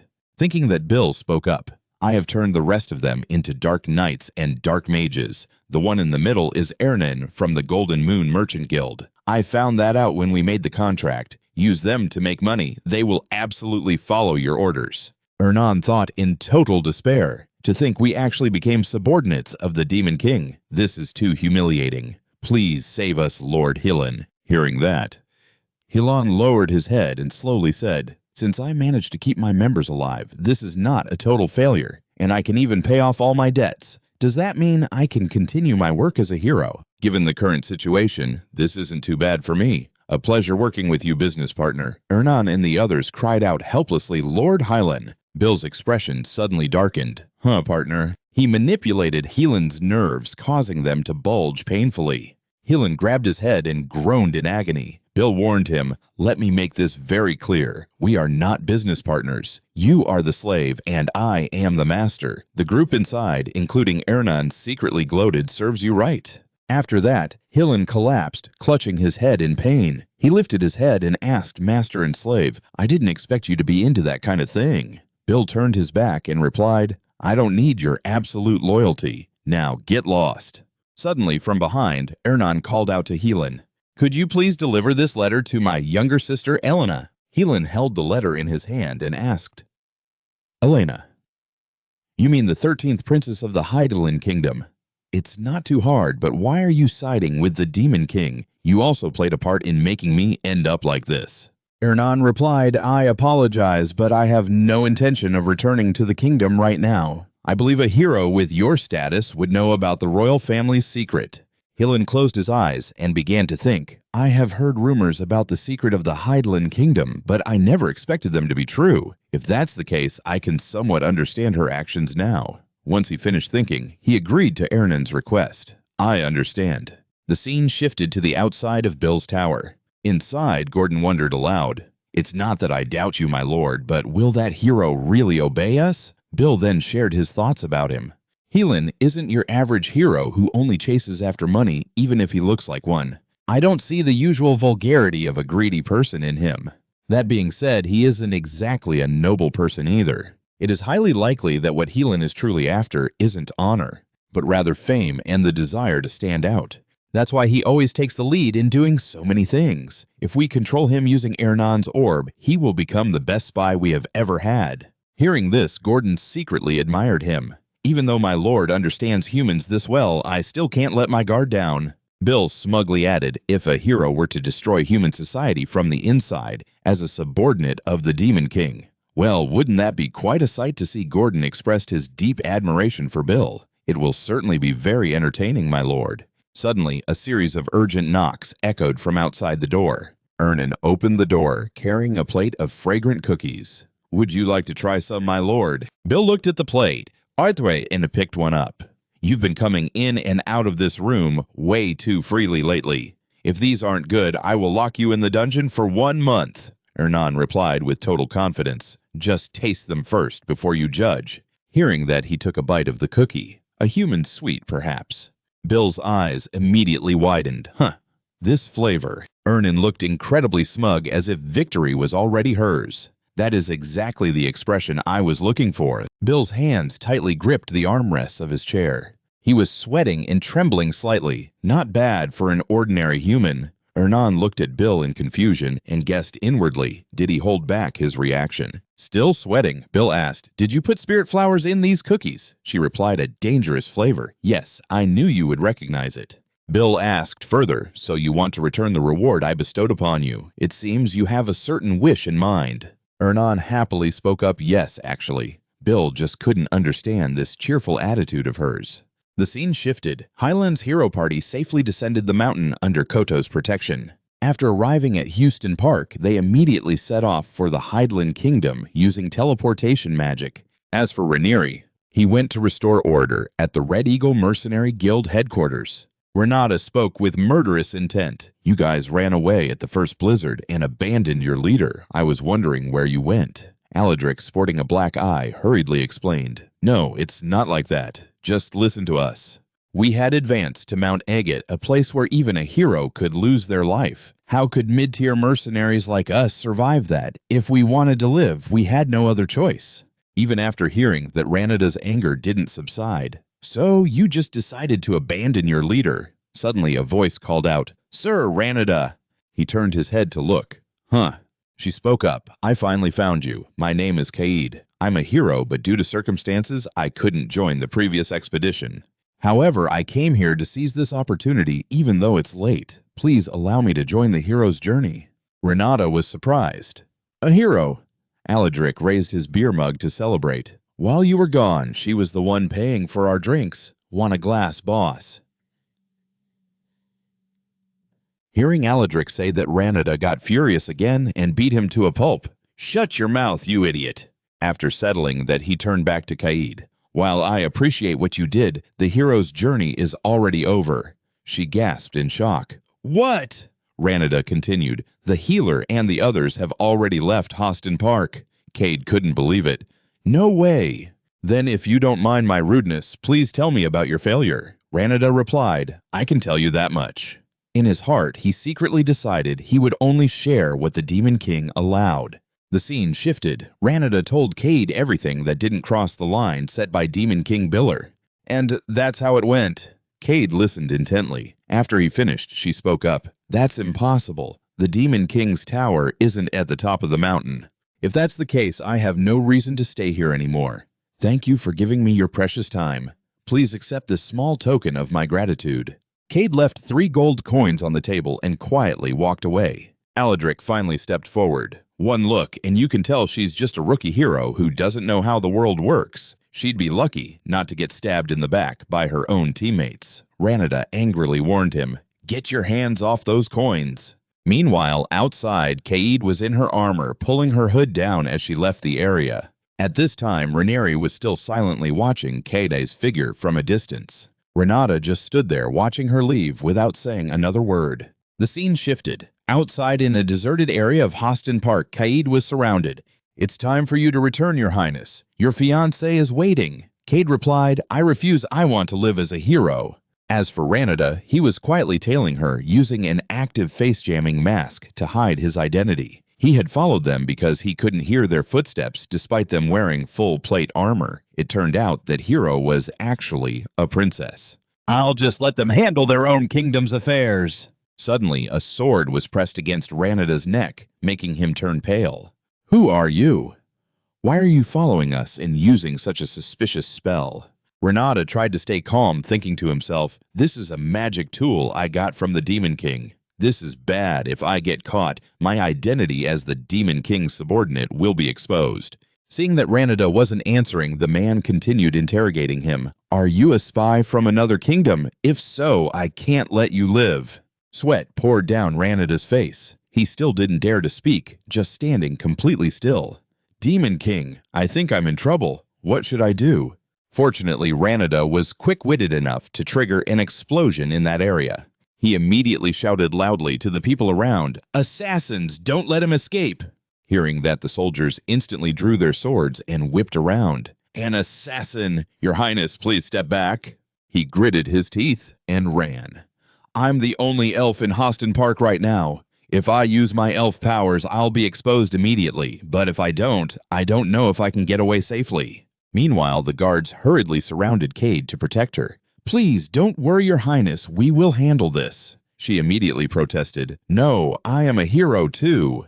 Renata felt helpless, left with no other choice but his last resort. "Whatever. If I get exposed here, I'll be forced to use my powers." Right at that moment, Biller appeared. "Is this why you're late?" A massive surge of power spread across the entire area. Biller descended from above. "Because you were wandering around here." The whole group screamed in unison, "The Demon King!" Renata, clutching his injured arm, replied in frustration, "Can't you see the situation I'm in?" Biller said nonchalantly. "What's all the fuss about? For these kinds of wounds, just spit on them and they'll heal." Ranada was furious, but couldn't do anything, just muttering, "Seriously." Feeling this power, the guards exclaimed in shock, "The Demon King! The Demon King is here to kidnap Her Highness. Protect the princess at all costs." Cade tried to stop them but failed. "Leave me alone. This is our chance to take down a Demon King." Biller turned to look at Cade. "She's a princess, I had no idea." The knight protecting Cade stepped forward and replied, Don't try to deny it. If you didn't know, then why are you here?" Renata chimed in, "Yeah, Demon King, why exactly are you here?" Biller answered, "I was just passing by, taking care of a little errand." Ranada couldn't believe it. A little errand by chance.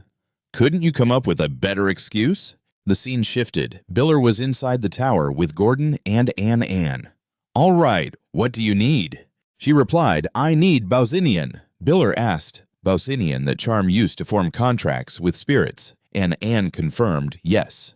Biller brought up a story from the past to answer Ann's request. Hundreds of years ago, an elf named Sidnian fled to the human kingdom. The king at the time ordered her to create a potion that would allow humans to form contracts with spirits. And that was the origin of Ginian powder. But with your abilities, why would you even need that, Ernand? You think too highly of me. As you know, there is barely any mana inside the tower. Without Ginian powder, my spirits will vanish. Berg seemed to see right through Ernand's thoughts. Don't play dumb. You're planning to form a contract with a new spirit, aren't you? Let me guess. A high-ranking one. Caught red-handed, Ernand looked away. I guess so. Seeing her reaction, Berg knew he was spot on.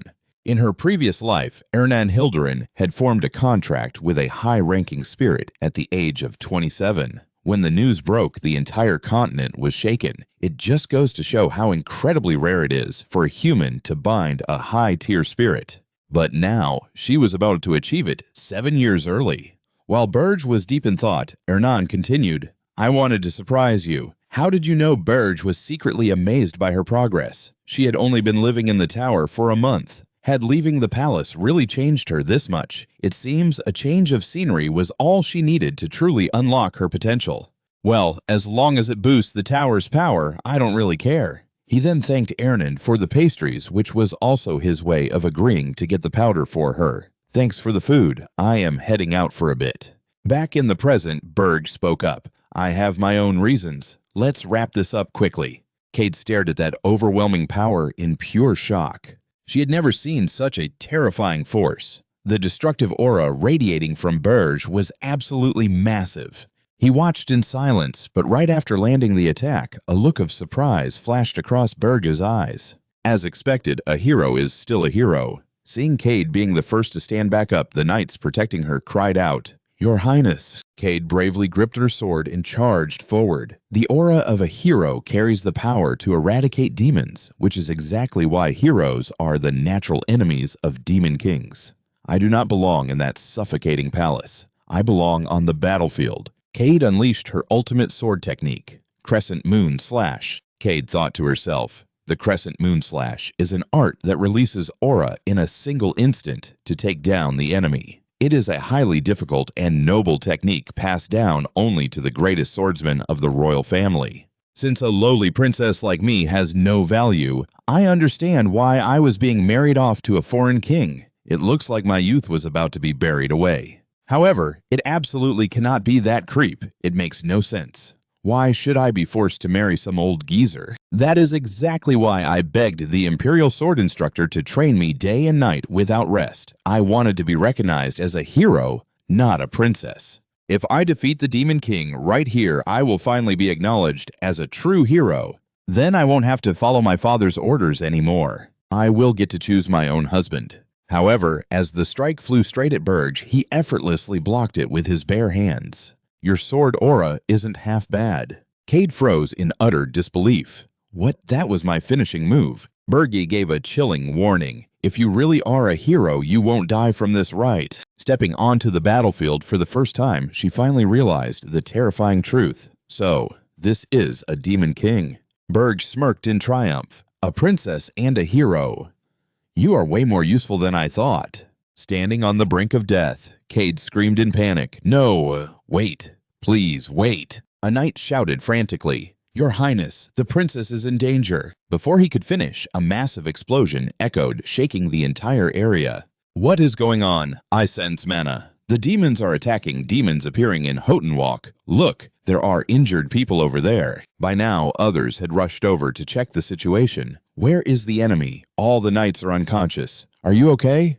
Hurry, get a healer. What on earth are the guards doing? A knight rasped out weakly. Her Highness. She was taken by the Demon King.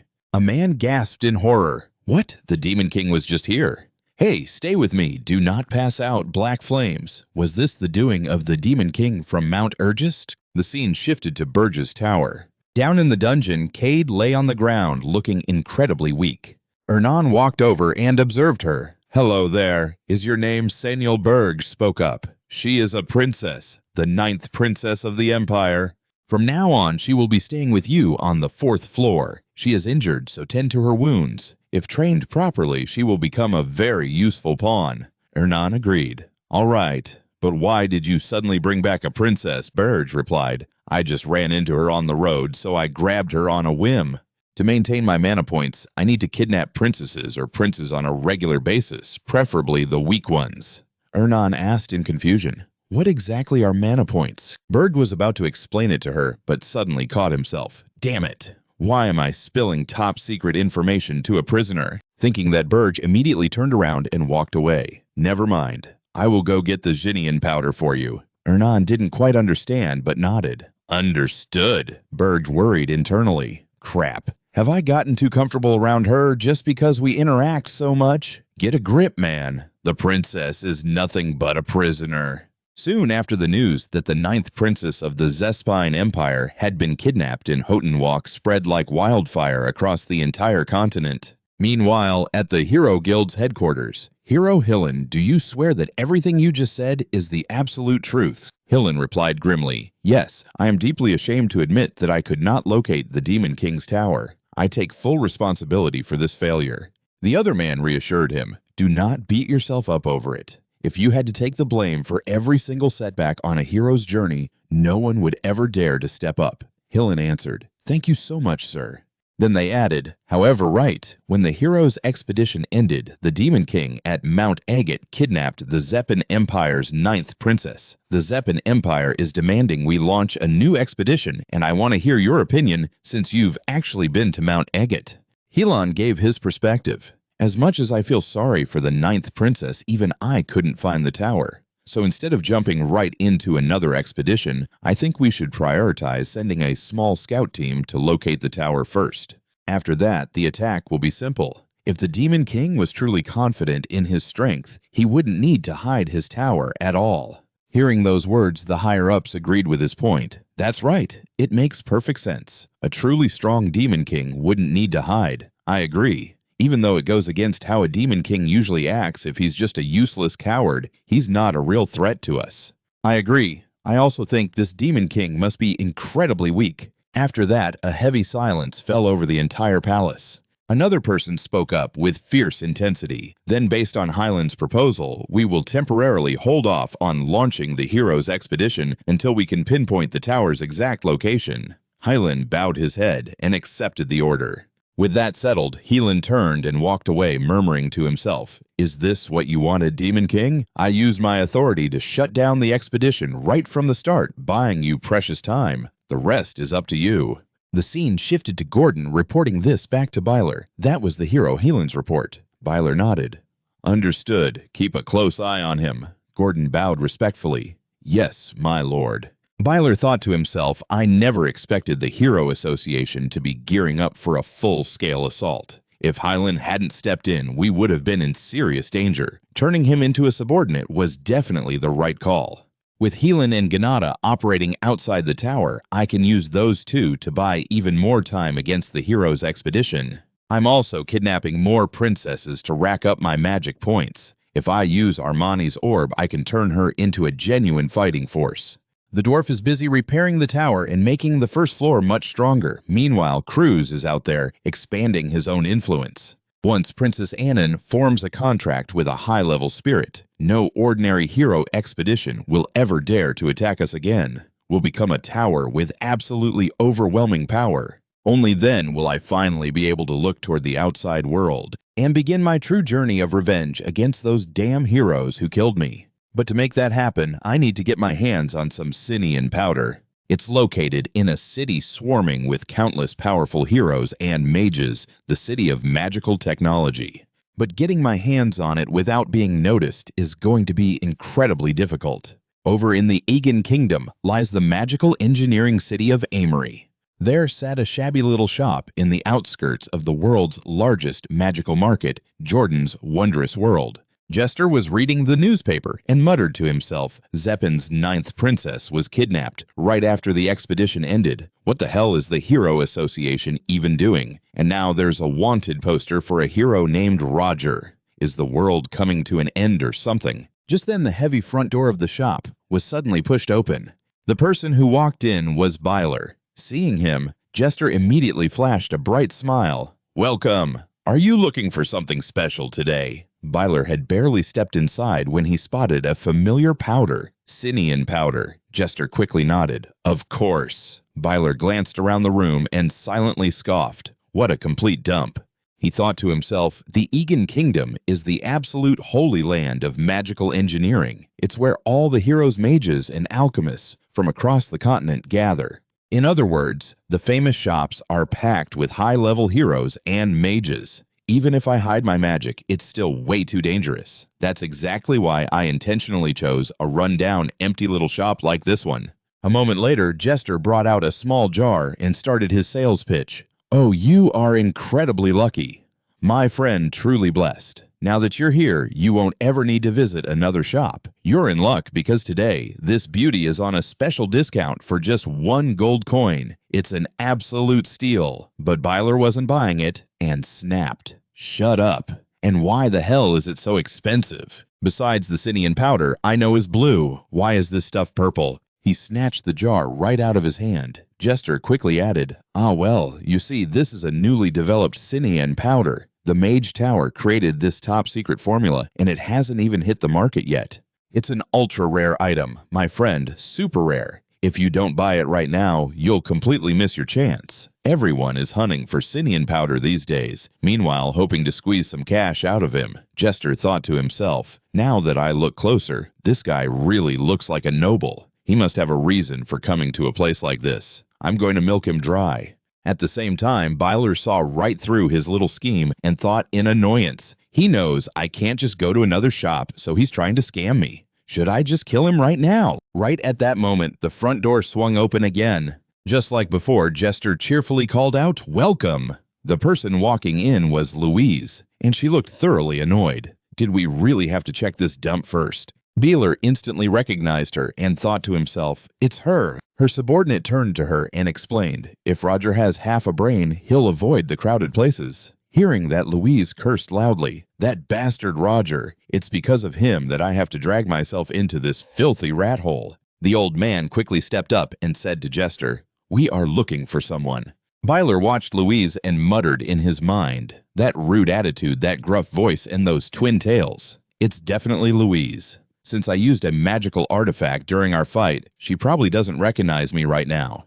A few seconds later, Byler heard Jester chuckle and say to the old man, I completely understand who you two are looking for. But you see, I have this terrible condition. If I don't make a sale, my memory just completely goes blank. This answer made the old man furiously shout, What did you just say? Louise glared at him and snapped, What is wrong with this piece of trash? You clearly don't understand the situation here. You dare to bargain with me. Threatened with the tip of her sword right at his throat, Jester broke into a cold sweat and panicked. Hey, murder is strictly forbidden in the capital. You can't just do that. Jester turned pale with fear and stuttered. If you're going to threaten me, could you at least buy something from me first? Louise exploded in anger and roared. Ha! Are you out of your damn mind? But he stubbornly clung to his pitch. I'll gladly answer your questions if you just buy something, because I seriously think you're about to stab me. Thinking he was just messing with her, she screamed in pure rage. What did you just say? But then Louise suddenly burst into loud laughter. You're actually pretty amusing. Fine then. Let's see what kind of junk you have. Knowing a sale was finally happening, Jester quickly pitched. This beauty is called Asa powder. Let me tell you just how wonderful it is for dwarves. However, Byler stared at the exact same jar from earlier. He knew it was Sinian powder, but now Jester was calling it Asa powder. Byler was completely dumbfounded. What the hell? Right on cue, Jester named his price. Currently, one jar is on a special promotion for just 3 gold coins. She happily agreed. Fine, here are 3 gold coins. He beamed a bright smile and replied, Thank you so much, valued customer. May good fortune always find you. With the transaction done, Louise immediately pressed her question. Now it's my turn. Has a dwarf come to this city recently? His name is Roger. He answered honestly, I've never heard that name before, but as far as I know, there's a shop called Welbeck near the Central Square. It's a famous shop in Ascan that every blacksmith visits, so someone there might know. Hearing this, she said in satisfaction, Not bad, let's go. The subordinate immediately replied, Yes, ma'am. You really have to visit Russia in the fall to fully experience the essence of China.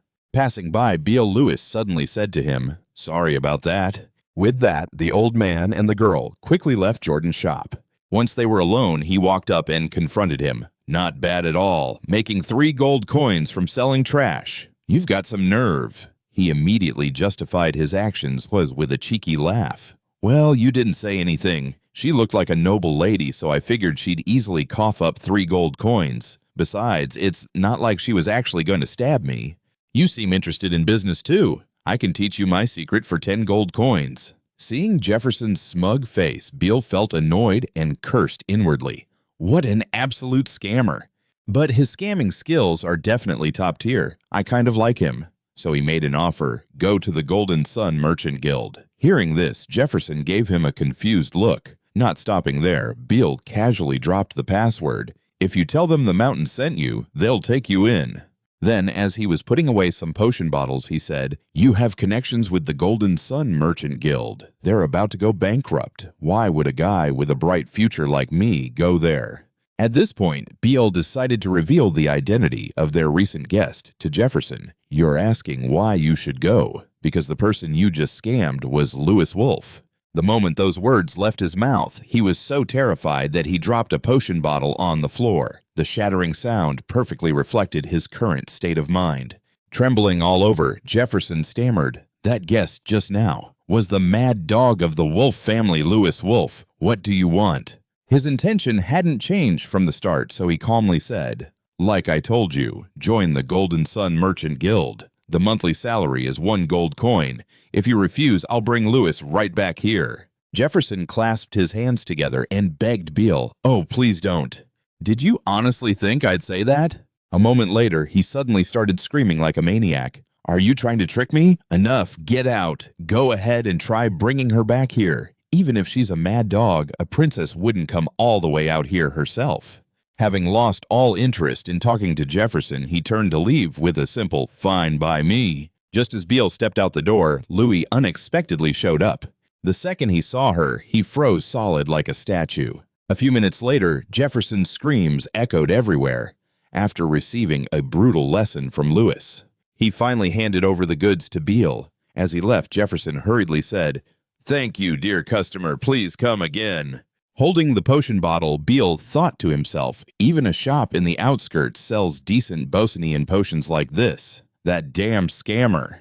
While he was lost in thought, Louis approached and asked, Are you still here? Her presence left Beale feeling a bit puzzled. Then Louis stepped forward and said with genuine sincerity, Thank you. Thanks to you, I got my money back. He quietly asked about Jefferson. Well, that's good, but where is the shop owner? She gritted her teeth and answered furiously, Unfortunately, he's from another country, so I could only teach him a light lesson. I really should have ripped his heart out. The subordinate standing nearby was so scared he looked ready to cry, thinking to himself, The little princess is throwing a fit again. Knowing Louis' personality all too well, Beale quietly muttered in his mind, Her temper is just as awful as ever. Way to heart now that I think about it. After connecting the dots, he asked her aloud, You guys are hunting down a guy named Roger, right? Is he a blacksmith? Louis immediately asked Beale in return, You know him. Where is he? He pulled out a necklace and said to her, Does this have anything to do with him? The old man recognized it the moment he saw it. That necklace. It's one of the pieces Roger made when he first started his career. Without missing a beat, Beale quickly spun a lie. 2 months ago, I happened to run into him in a forest called Omos. He looked starving, so I shared some of my food with him. He thanked me and gave me this necklace. It looked like a master craftsman's work, so I kept it. Believing his story, Louis looked absolutely stunned. She trembled with excitement, clenched her fists, and declared, I owe you again. I want to treat you to drinks for 5 days straight. Seeing Louis' intense reaction, he anxiously thought to himself, Please dial it back a bit. In return for Beale's information about Roger, she pulled out a badge and said, "I need to catch him before he leaves, so take this. It's a token that lets you exchange it for one of the finest pieces of gear crafted in the Dwarven Kingdom." He happily accepted it. "Looks pretty useful. I'll gladly take it." The two of them quickly headed out. As they left, Beale accidentally overheard the subordinate asking Lewis, "What do you plan to do?"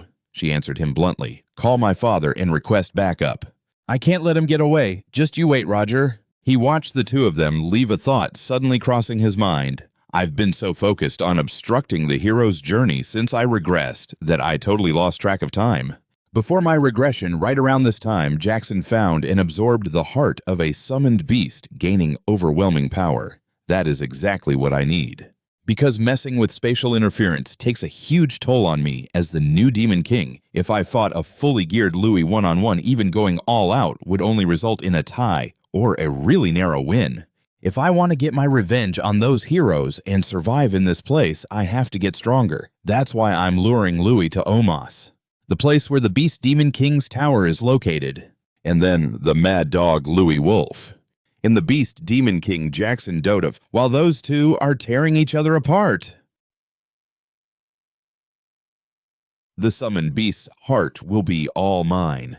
After fusing with the Mana Phantom, the tower gained two new functions.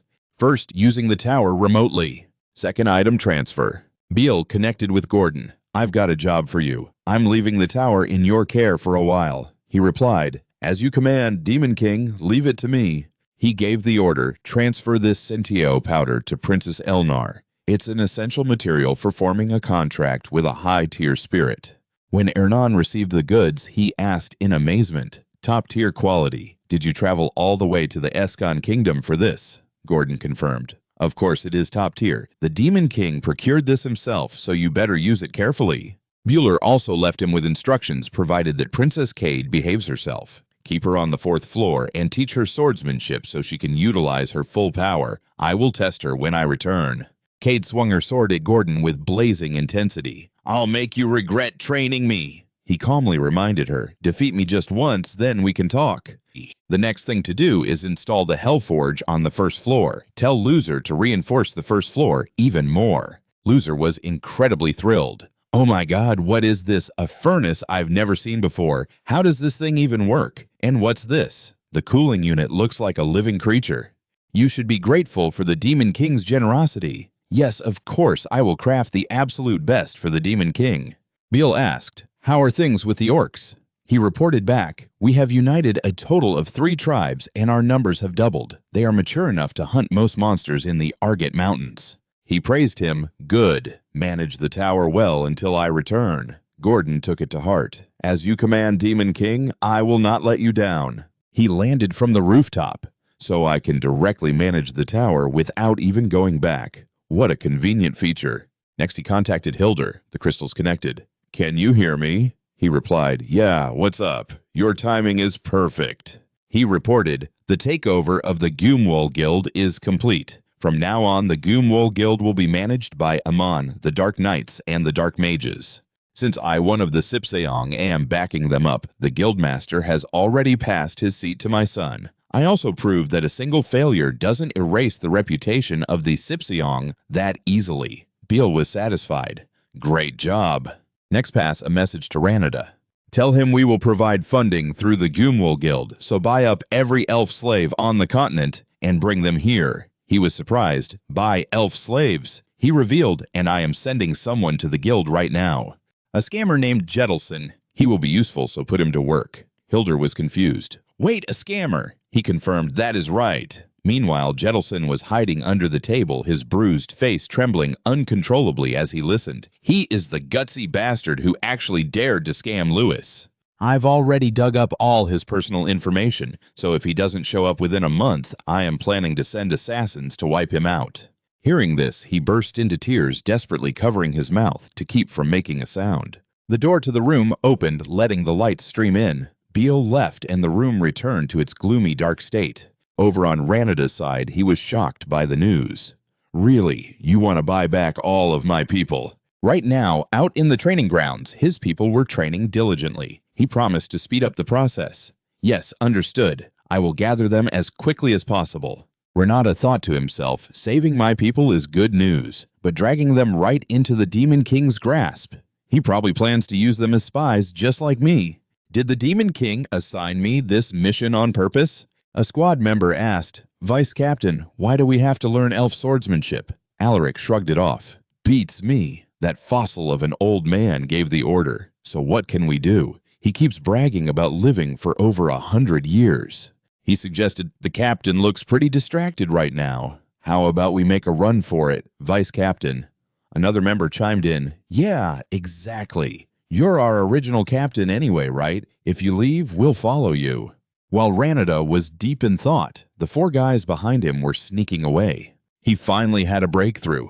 Compared to living a miserable life as human slaves, and dying like that, serving as the Demon King's subordinates, is 10,000 times better. Having made up his mind, Ranada raised his hand and snapped his fingers. A cold chill ran down Alaric's spine. His entire body was tightly bound by vines. Captain, I'm sorry I was wrong. Please stop. Don't make me lose face in front of the guys. Why am I the only one tied up? The others were completely panicking. Hilder connected and asked, What's going on? He replied, It's nothing. So what is he planning to do now? He tried to recall who knows what he actually said. I think he said something about looking for treasure. Ranada was surprised. Treasure. The scene shifted to the Ormit Rainforest Kingdom. In the current rainforest area of Ormit, Louis was already there. A subordinate following her reported, Princess, we have received an ultimatum from Ormit. They are demanding that we withdraw our troops immediately. She scoffed in frustration, but I still haven't found that bastard yet. He replied, We've already searched every area that Ormit allowed us to enter. Louis denied it. No, there is still one place we haven't checked. The subordinate guessed it. What don't tell me you are talking about? Her gaze shifted toward Beast King Mountain. The subordinate panicked and tried to stop her. You can't do that. That's the Beast King's territory. It's too dangerous. Louis made up her mind. High risk, high reward. It'll be fine. They wouldn't dare lay a finger on me anyway. If they dare touch the dwarf royal family, they will be declaring war on every nation that uses dwarf-made weapons. 200 years ago, someone dared to mess with a dwarf prince, and even a demon king was annihilated in a single crusade. So no, the precedent has been set. They wouldn't dare try anything stupid. He was still worried. But what if Loser isn't even here? What if that guy just tricked us? She refused to listen. Loser could very well be here. This is an order. Let's move. If you don't follow me, I'll snap your necks myself. Left with no choice, he accepted his fate. Yes, as you command. An urgent alarm echoed inside the tower.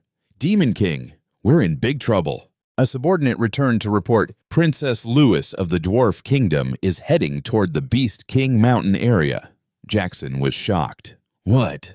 Why would that crazy princess suddenly go there? Did she somehow discover the beast summoning heart and come to steal it? No, our security was supposed to be completely airtight.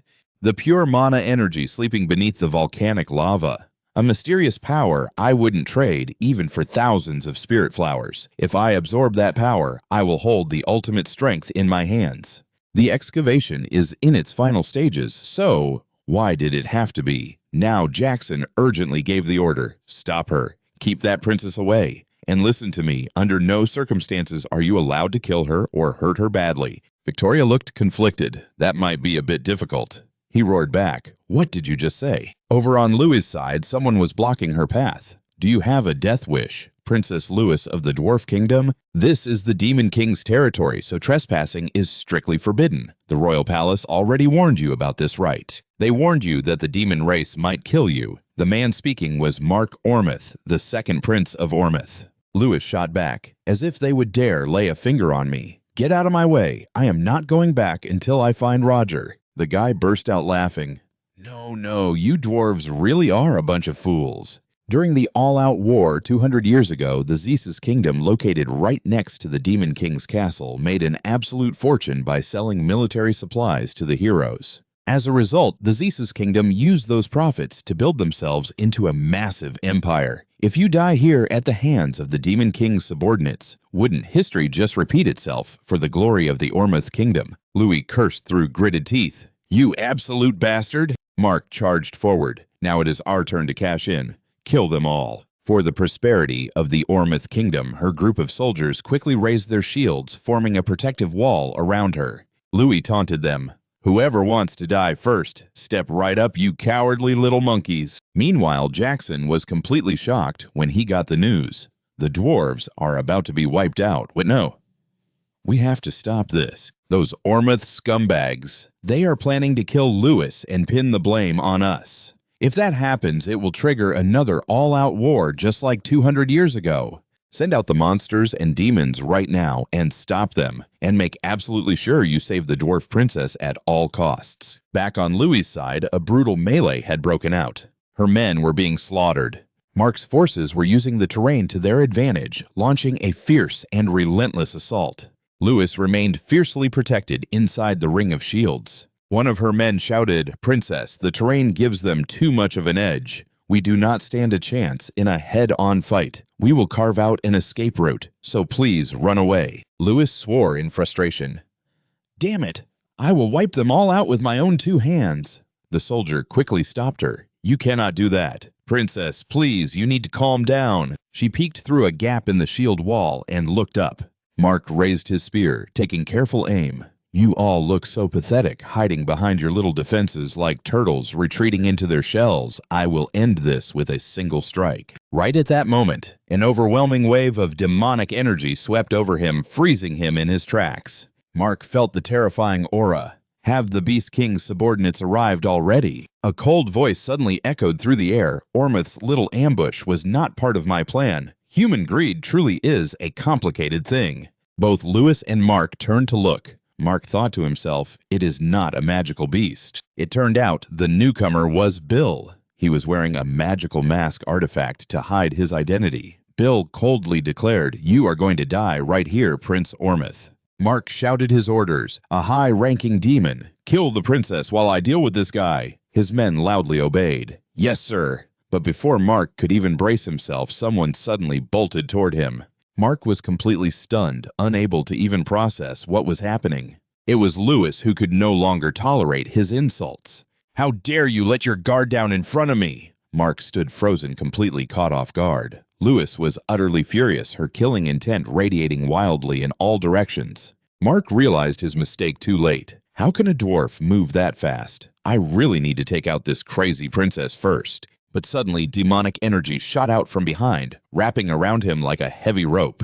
Mark tensed up in panic. He bound me with magic. Damn it! How did he trap me so easily? In the blink of an eye, Louis slashed his entire body cleanly in half. By the time she landed, Bill had completely vanished. Louis thought to herself, where did that demon go? His magic just vanished into thin air. Suddenly, a barrage of blades pointed straight at her. "How dare a brat like you attack our prince? Kill the prince's murderer." Louis flared up in a blazing rage. "You bastards are the ones who attacked us first. I will send you all straight to hell to keep your precious prince company." Her royal guards immediately raised their guns to defend her. "Do not let them get anywhere near the princess," they all shouted back. "Yes, sir." Standing far away, Bill watched the smoke and flames rising into the sky. "I do not think you are going to die just yet, Louis." "Now then, go ahead and take the bait, Beast King." His gaze shifted toward the ancient tower, hidden deep within the rainforest.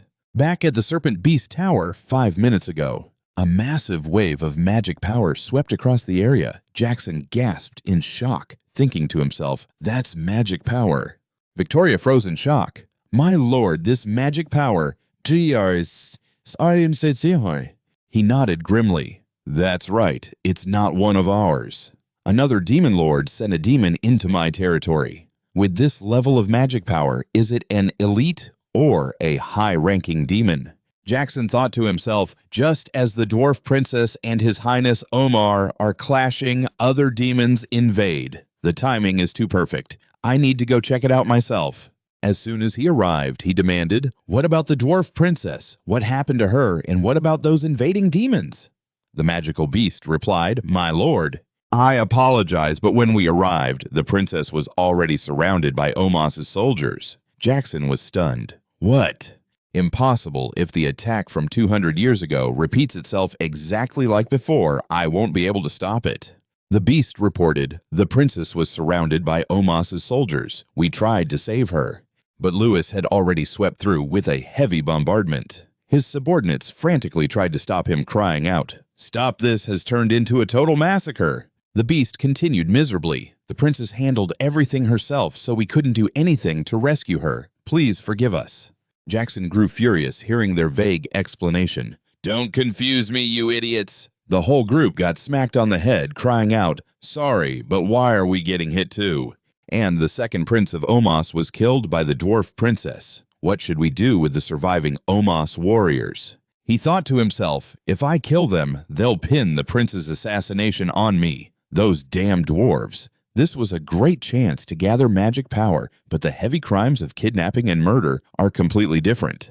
Even though Omos is just a small kingdom, it'll be a huge headache if they go crazy over their prince's death. Jackson ordered, "Send them back alive. Those fools need to report exactly what happened so I don't get framed for things I didn't do." The beasts obeyed. "Yes, my lord." He then asked, "Have you found the demon that invaded my territory?" They guiltily admitted, "We haven't found them yet." He groaned in frustration. "You useless fools, why can't you use your thick skulls and those terrible noses of yours?" The beast cowered. "We are so sorry, my lord." Jackson unleashed his heightened senses. "No, if it's a high-ranking demon specializing in stealth, it makes sense. They couldn't find him. It's been a long time since I used this trick." Heightened senses is a skill that maximizes the senses by focusing magic power into the sensory organs. When using this skill, one can detect even the faintest traces of stealth magic. He finally saw it. There it is, the trail of an unknown demon. What if this bastard is trailing the dwarf princess? A streak of red aura shot toward the distant mountain. Jackson asked, "So where did the dwarf princess run off to?" A magical beast pointed the way. "She ran in that direction." The red aura slammed into the mountain, sending rocks and dirt flying everywhere. Jackson gasped in shock. "That bastard! Is he a demon lord?" He finally realized it was a trap. The dwarf princess, Prince Omos, even exposing that magic power earlier. It was all a scheme to lure me away from this volcano. A high-ranking demon. No, the real target of the demon lord who sent that high-ranking demon here is the cave. Magical beasts were standing guard at that location. Others were on transport duty pulling carts in and out of the cave. And he had finally reached the beast's heart right where a blazing hot lava lake sat. Balan thought to himself, just as I suspected, this isn't normal lava. The Demon Lord's magic power can radiate all the way out here. No matter how strong Jackson is, jumping down there is impossible. That's exactly why they're secretly working to drain this lava away. But I'll be fine because the scales of the black flame dragon can easily dive right into the lava. Suddenly, a fierce tiger lunged at his back. Its claws slashed out, shattering the ground into pieces. He was surprised. "A demon that can detect me from this distance." The tiger growled, "Are you a demon lord?" Dragged along by Bylon, it screamed, "Wait!" He chuckled coldly, "Let's go down together." Flames engulfed the fierce tiger's entire body. As it was thrown down, it thrashed and roared, "Let me go, no,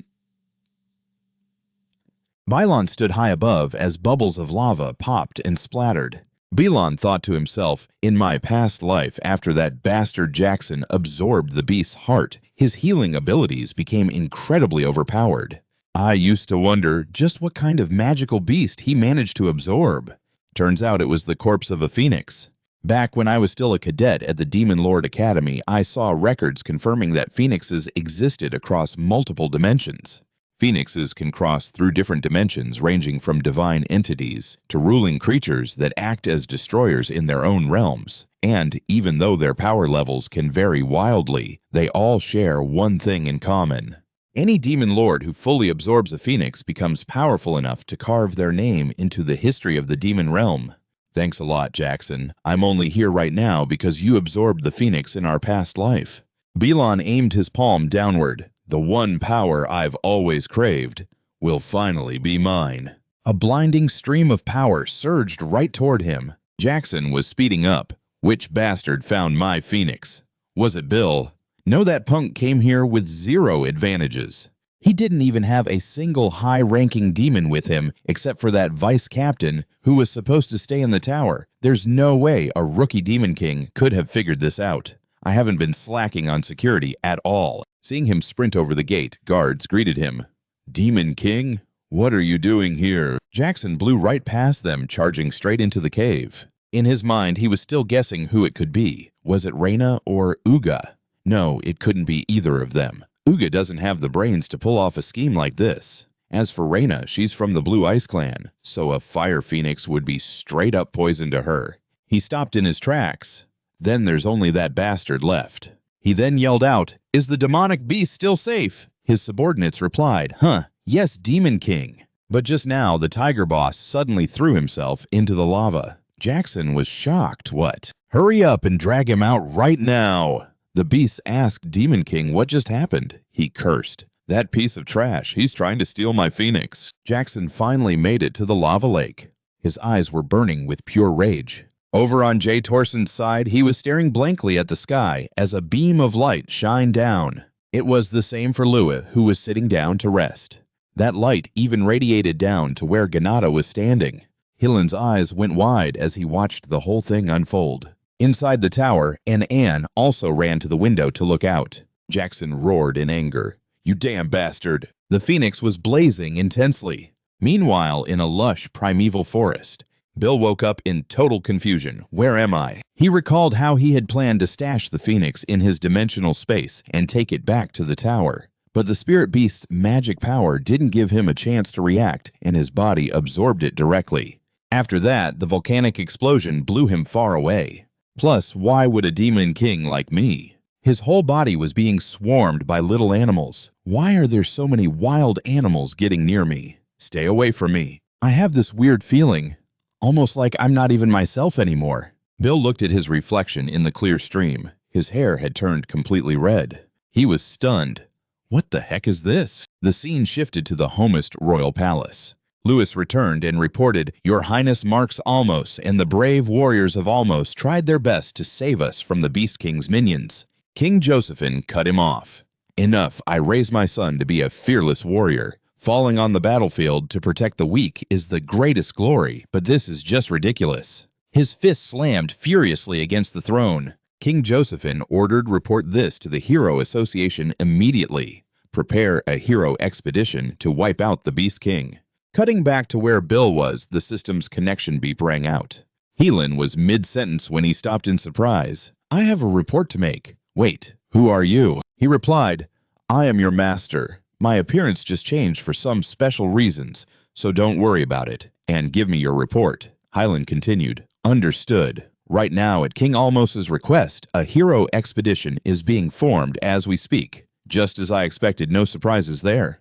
He went on, "The captain of the heroes is Roselle Chan. She's a 10-star hero and a high-tier battle mage specializing in fire magic. The vice captain is the 10-star hero Baladero, a guy who reached the very peak using pure brute strength. Out of the 500 members in the expedition, 200 of them are heroes, and their only goal is to eliminate the Beast King. Once they gather in Almos, they'll launch a direct assault on the Beast King's tower." Bill was surprised. 200 heroes. That's more than I thought. Hyland reported, "The only ones at the 10-star level are Roselle Chan and Baladero." He was curious. Out of 200 people, there are only 2 10-star heroes, Helen guessed. It seems like there are some people who don't want the Beast King to die, and they've been pulling strings from the shadows. He thought to himself, humans actually don't want a Demon King to die. I get it now. To humans, the Demon King's tower is basically a gold mine stuffed with treasure. Even the bodies of the demon race are used as materials to craft magical items and sold for a massive profit. For those who see the Beast King's tower as a cash cow, the tower's downfall wouldn't benefit them at all. Even in matters that seem super simple, there's always a tangled web of complex interests. Human society really isn't simple at all. Bill praised him. "Great job. You're going to join this expedition too. I'll point out the Beast King's weaknesses to you, but you have to be the one to deal the finishing blow. You're also going to absorb the Demon King's power. If you become the hero who took down 2 Demon Kings, it'll be way easier for you to win over humanity's trust." Helen raised the question. "I'm really grateful, but will you still be able to handle me, even if I get stronger here?" He found it ridiculous. "You think you can stand against me just because you absorbed 2 Demon Kings?" Helen forced a smile. "Just leave it to me." Now that the connection is established, I should head back. Gordon, is that you speak? He reported. The Demon King at the Beast King Tower. He paused mid-sentence and asked, Who are you? Byler sighed in annoyance. It's always the same reaction. Yes, it's me. Tell me. Gordon asked, curiously, My lord, why do you look like that? Byler didn't want to drag it out. I told you to speak. He replied, Ah, yes. The Beast King Tower just requested an emergency meeting between the Demon Kings. Byler was startled. Jackson, is that true? Gordon confirmed. Yes, we just received the notice. Cutting to the Beast King Tower, 2 teleportation portals appeared. Uga stepped out and asked, What's going on, Jackson? Jaina thought to herself. It always smells terrible in here as usual. Jackson ordered, You guys head up and wait first. I'll come up with our final guest. Uga agreed. Fine by me. Jaina thought to herself, both Beladiate and Jackson Conman are late. Do they need time to get their thoughts together? Beladed, if you're late, you'll end up on the Demon Dragon's hit list too. Meanwhile, Byler grew wings ready to fly off. I was way too careless. I'm out of time. Gordon had reported earlier, since you're currently in Ormos, you can travel to the Beast King Tower yourself without a teleportation portal. Seeing him reject the idea, No, I can't do that. Gordon was surprised. You mean you're coming all the way back here? Byler confirmed. That's right. I'll be there right away. He had thought it through. If I just walk over there without using a portal, they'll ask, Have you been hiding around here this whole time? That would be way too suspicious. But if I show up late, it'll cause even more suspicion. First, I need to get back to my tower, then use the teleportation portal with Gordon to travel to the Beast King Tower. At this rate, I won't make it. I'll be a few minutes late. More, come on. Faster, I need to fly faster. A sudden surge of energy channeled into the heart inside Byler's chest. A brilliant pair of phoenix wings burst from his back. Byler glanced over his shoulder. Phoenix wings. Wait, I didn't even plan to use my magic yet. His heart continued to pound violently. He was shocked. No way, my heart. Is it still alive? No wonder it was moving earlier. With just one flap of his wings, Byler shot forward. He was moving so fast that everything became a blinding blur before his eyes. The intense wind distorted Byler's face. Wait, I'm flying way too fast. In no time at all, he had flown all the way back to the tower. As he crashed straight into the tower, smoke billowed from the exterior. Meanwhile, Byler plummeted into the snow outside. He calculated in his head, I made it just in time, but I have zero control over this.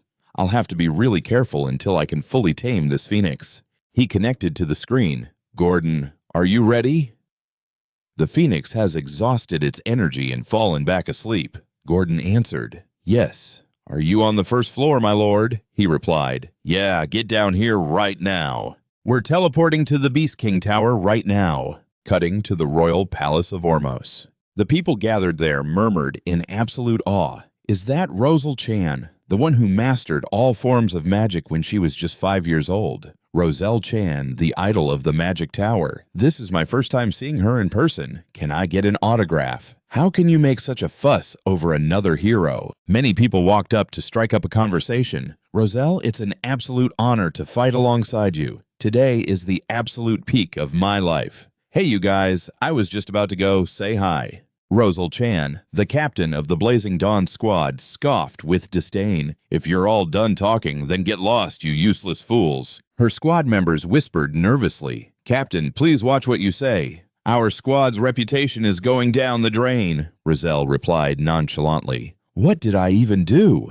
They're just a bunch of nobodies. What else do you expect from me? How do you expect me to raid the tower with a bunch of incompetents like them? The rejected fans walked away heartbroken. She yelled at me, I'm never washing this hand again for the rest of my life. Everyone suddenly looked in the same direction. Helen's arrival sent the crowd into a frenzy of whispers. Helen is joining this time too. Look, it's the 10-star hero who killed the Lust Demon King, but he failed during the expedition to Aegis. Even so, he's still a 10-star hero. He walked up to her and held out his hand in greeting. It's been a while, Roselle Chan. I'm here to lend my strength to the expedition this time as well. Roselle mocked him ruthlessly. You really have no shame, do you, loser? Are you not wearing that disgusting ring anymore? Did you take it off because there are no elves around? Helen forced an awkward smile. We should save that conversation for another time. He cursed internally. Damn it, this is the heroine who knows exactly how I took down the Lust Demon King.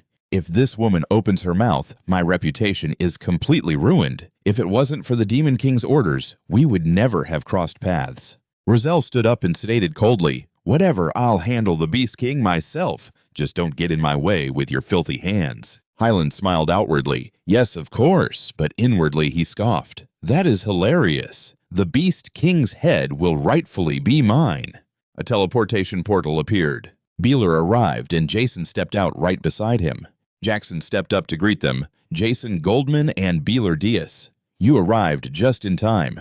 I will explain the details inside. On the outside, he maintained his cold and calm demeanor. Inwardly, he breathed a sigh of relief. I am not late. They went up to the highest floor of the Beast King's tower.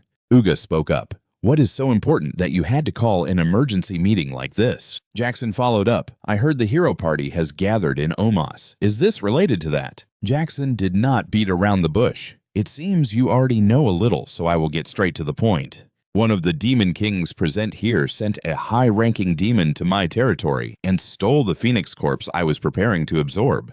Not only that, that bastard also caused the death of the second prince of Omos and triggered the hero's expedition. Uga thought to himself Jackson was hiding a phoenix. He continued, he probably killed the dwarf princess too. Maybe he is planning to spark an all-out attack across the entire continent. Rena felt that letting a spirit beast get stolen was just plain stupid. Jason was also deep in thought, but intentionally triggering the hero's expedition is clearly a murderous move. Jackson sneered, it seems someone among you is trying to get rid of me, but I am not going down alone.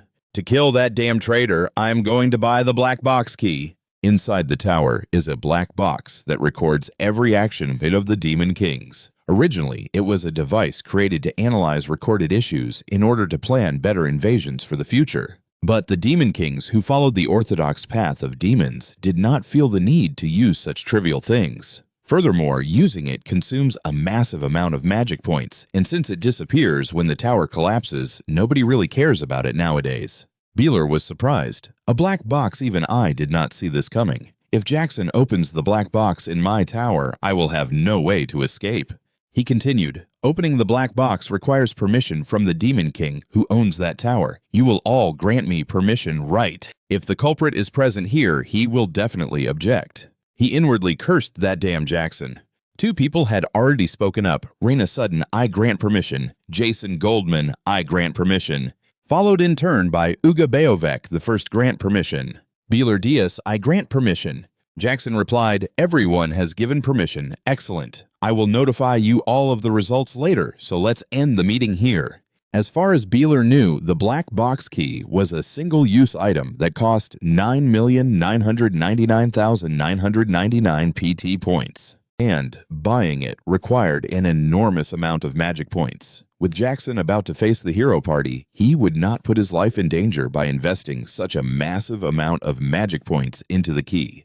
However, if the hero's expedition failed and the situation stabilized, he would buy the key immediately and open my black box along with his own. So before that happens, I have to destroy Jackson. Upon returning, he announced, I will do a quick check on the status of the tower before I leave. Gordon reported, everything is fully prepared. He decided, then let's start the inspection from the first floor. Gordon replied, understood. On the first floor of Beeler's tower, Roger stood on top of a massive cannon and eagerly asked, what do you think, Demon King? This is a magic cannon built from the Hellforge. It is the Hell Launcher, Mark I.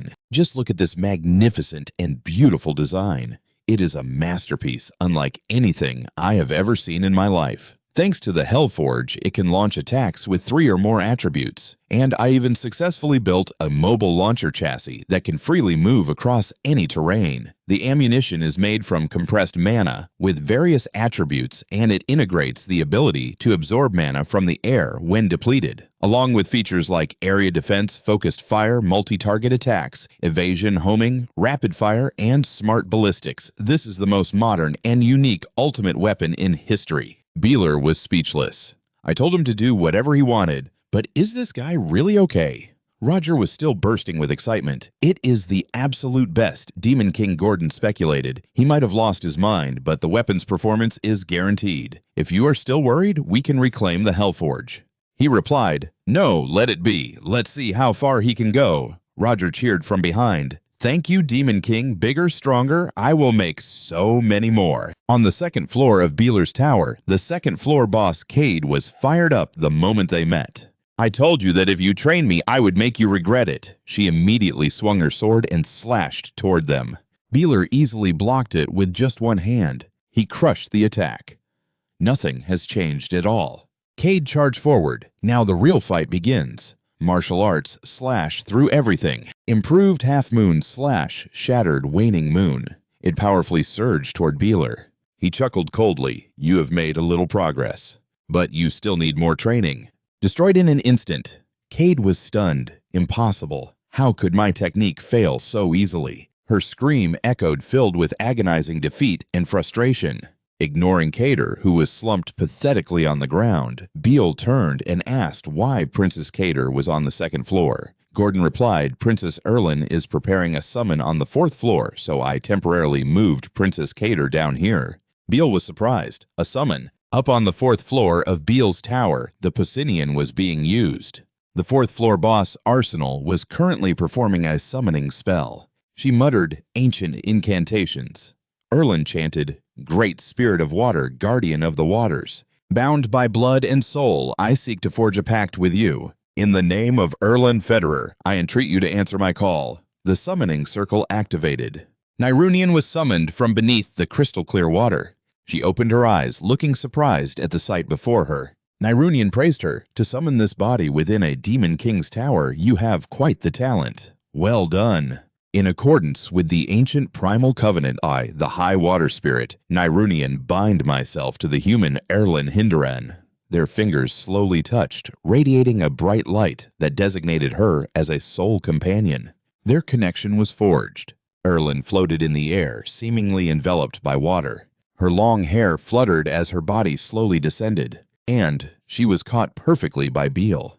Erlon woke up and was startled to see him, Demon King. Beale smiled. "I almost missed this little show." "Good job," Erlon said humbly. "It was nothing. It was all thanks to the Posinian that you found." She suddenly blurted out, "I love you, Demon King." Right after saying that, Erlin panicked. She quickly denied it. No, I didn't say that. Please believe me. Even though that was my voice, I didn't actually say it." He pointed out, "You've summoned quite a troublesome spirit." Nyrunian feigned embarrassment. "Oh my," it slipped out. "But I really do love the Demon King."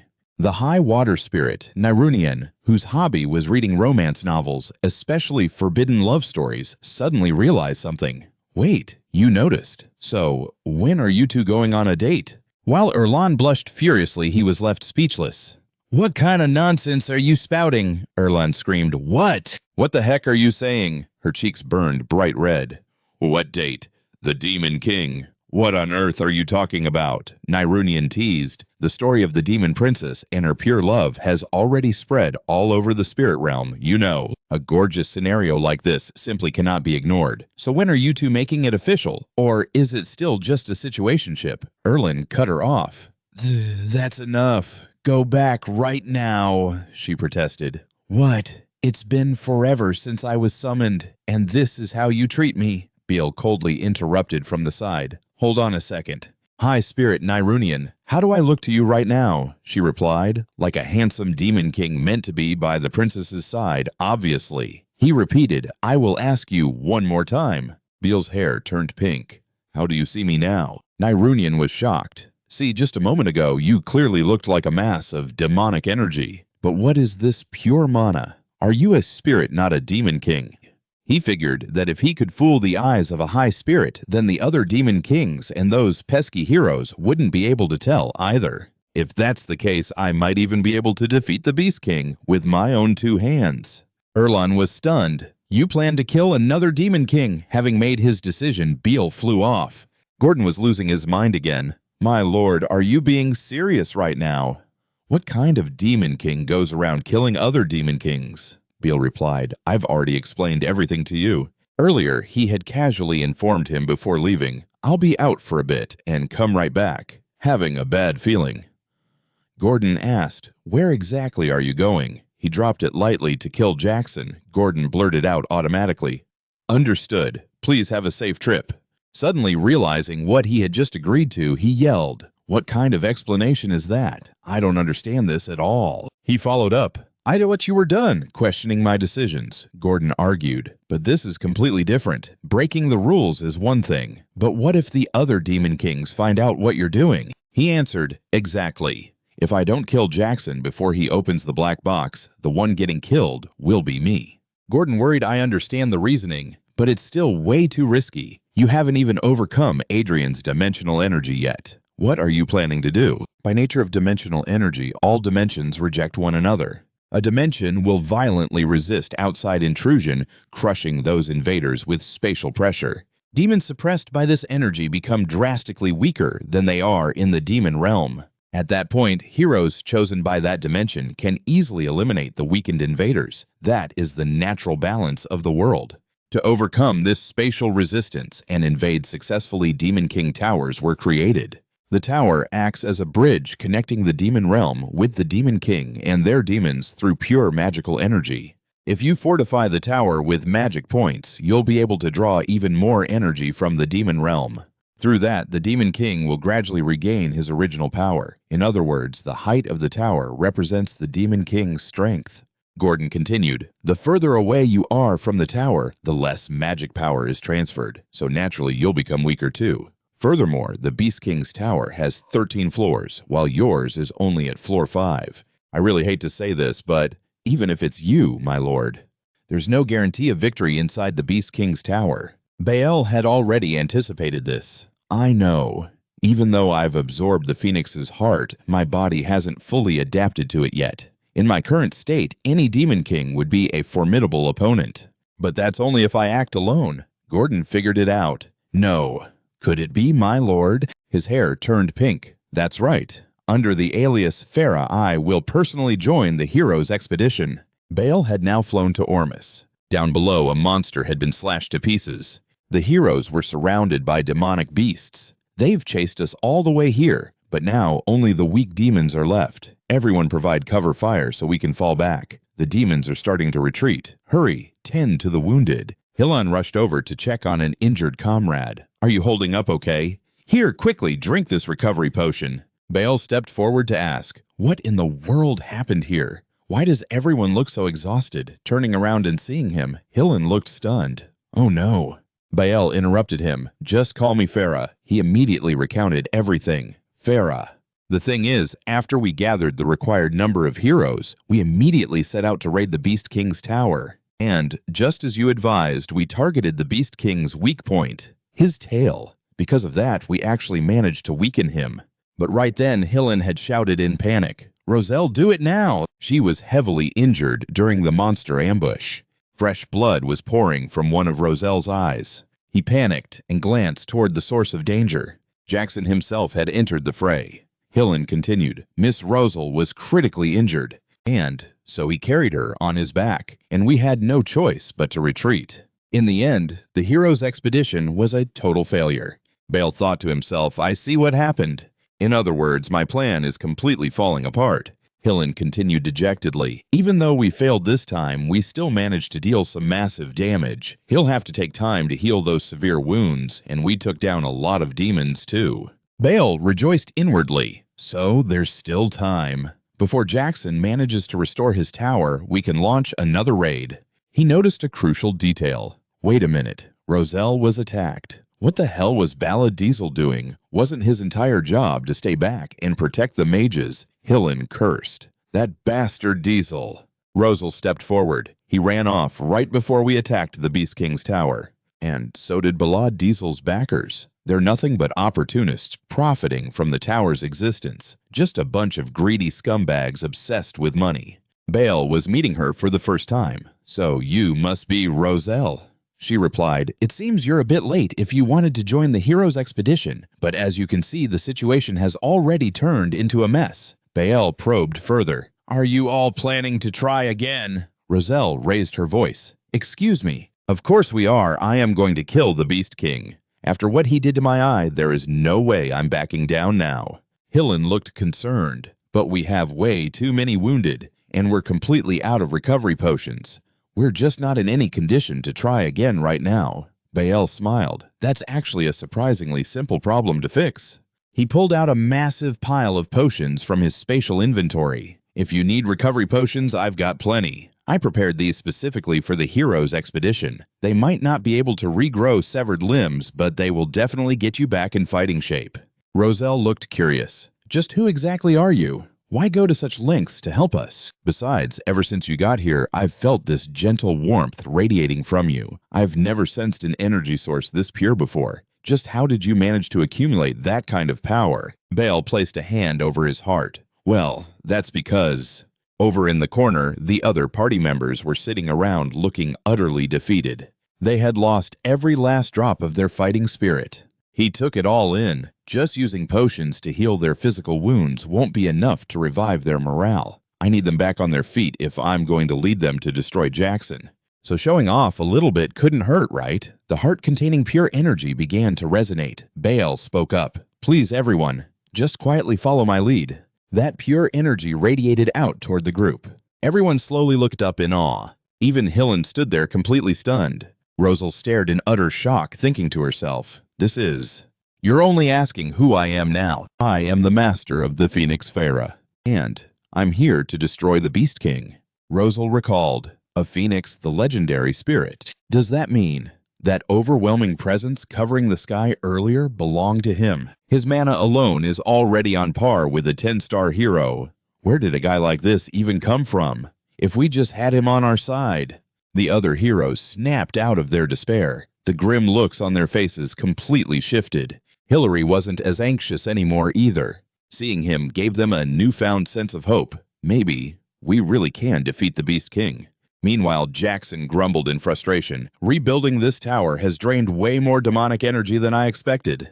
He held up a key. Because of that, I could only afford to buy a single black box key. A black box key. I'll deal with the others later. First, I'm opening yours. As he inserted the key, a notification popped up, accessing the black box of another Demon King. The box sprang open. Jackson eagerly watched the footage scrolling past.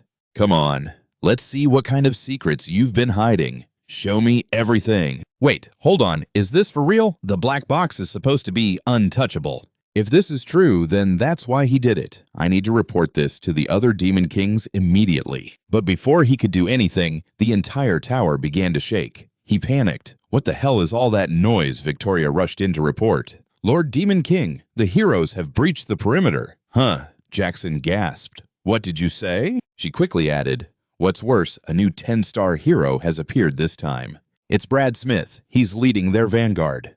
Brad Smith, the legendary shield master. 1 hour earlier, the atmosphere was electrifying as Bill boosted their morale. The heroes rallied. Yeah, let's give it another shot, with the legendary Phoenix fighting on our side. That Beast Demon King is nothing to be afraid of. Everyone drew their swords. Let's wipe out those filthy demons. The Phoenix is fighting right beside us. All of that. Demon King's treasure is going to be ours. He had gotten the exact result he wanted. Their morale was fully restored. But internally he thought, whether I can smoothly control the Phoenix's mana in actual combat, I'm still not entirely sure. Bill landed on the ground and turned to the other two. Still, just 2 10-star heroes aren't going to cut it. Honestly, I'd like to add some heavier hitters to our forces if possible.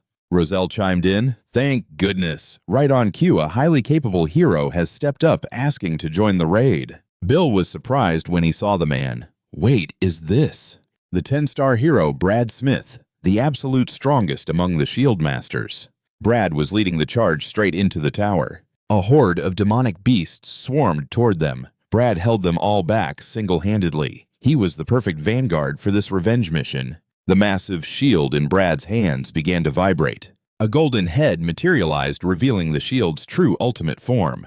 The eyes on both sides of the shield glowed brightly with mana. The sheer energy radiating from it sent the beasts flying in every direction.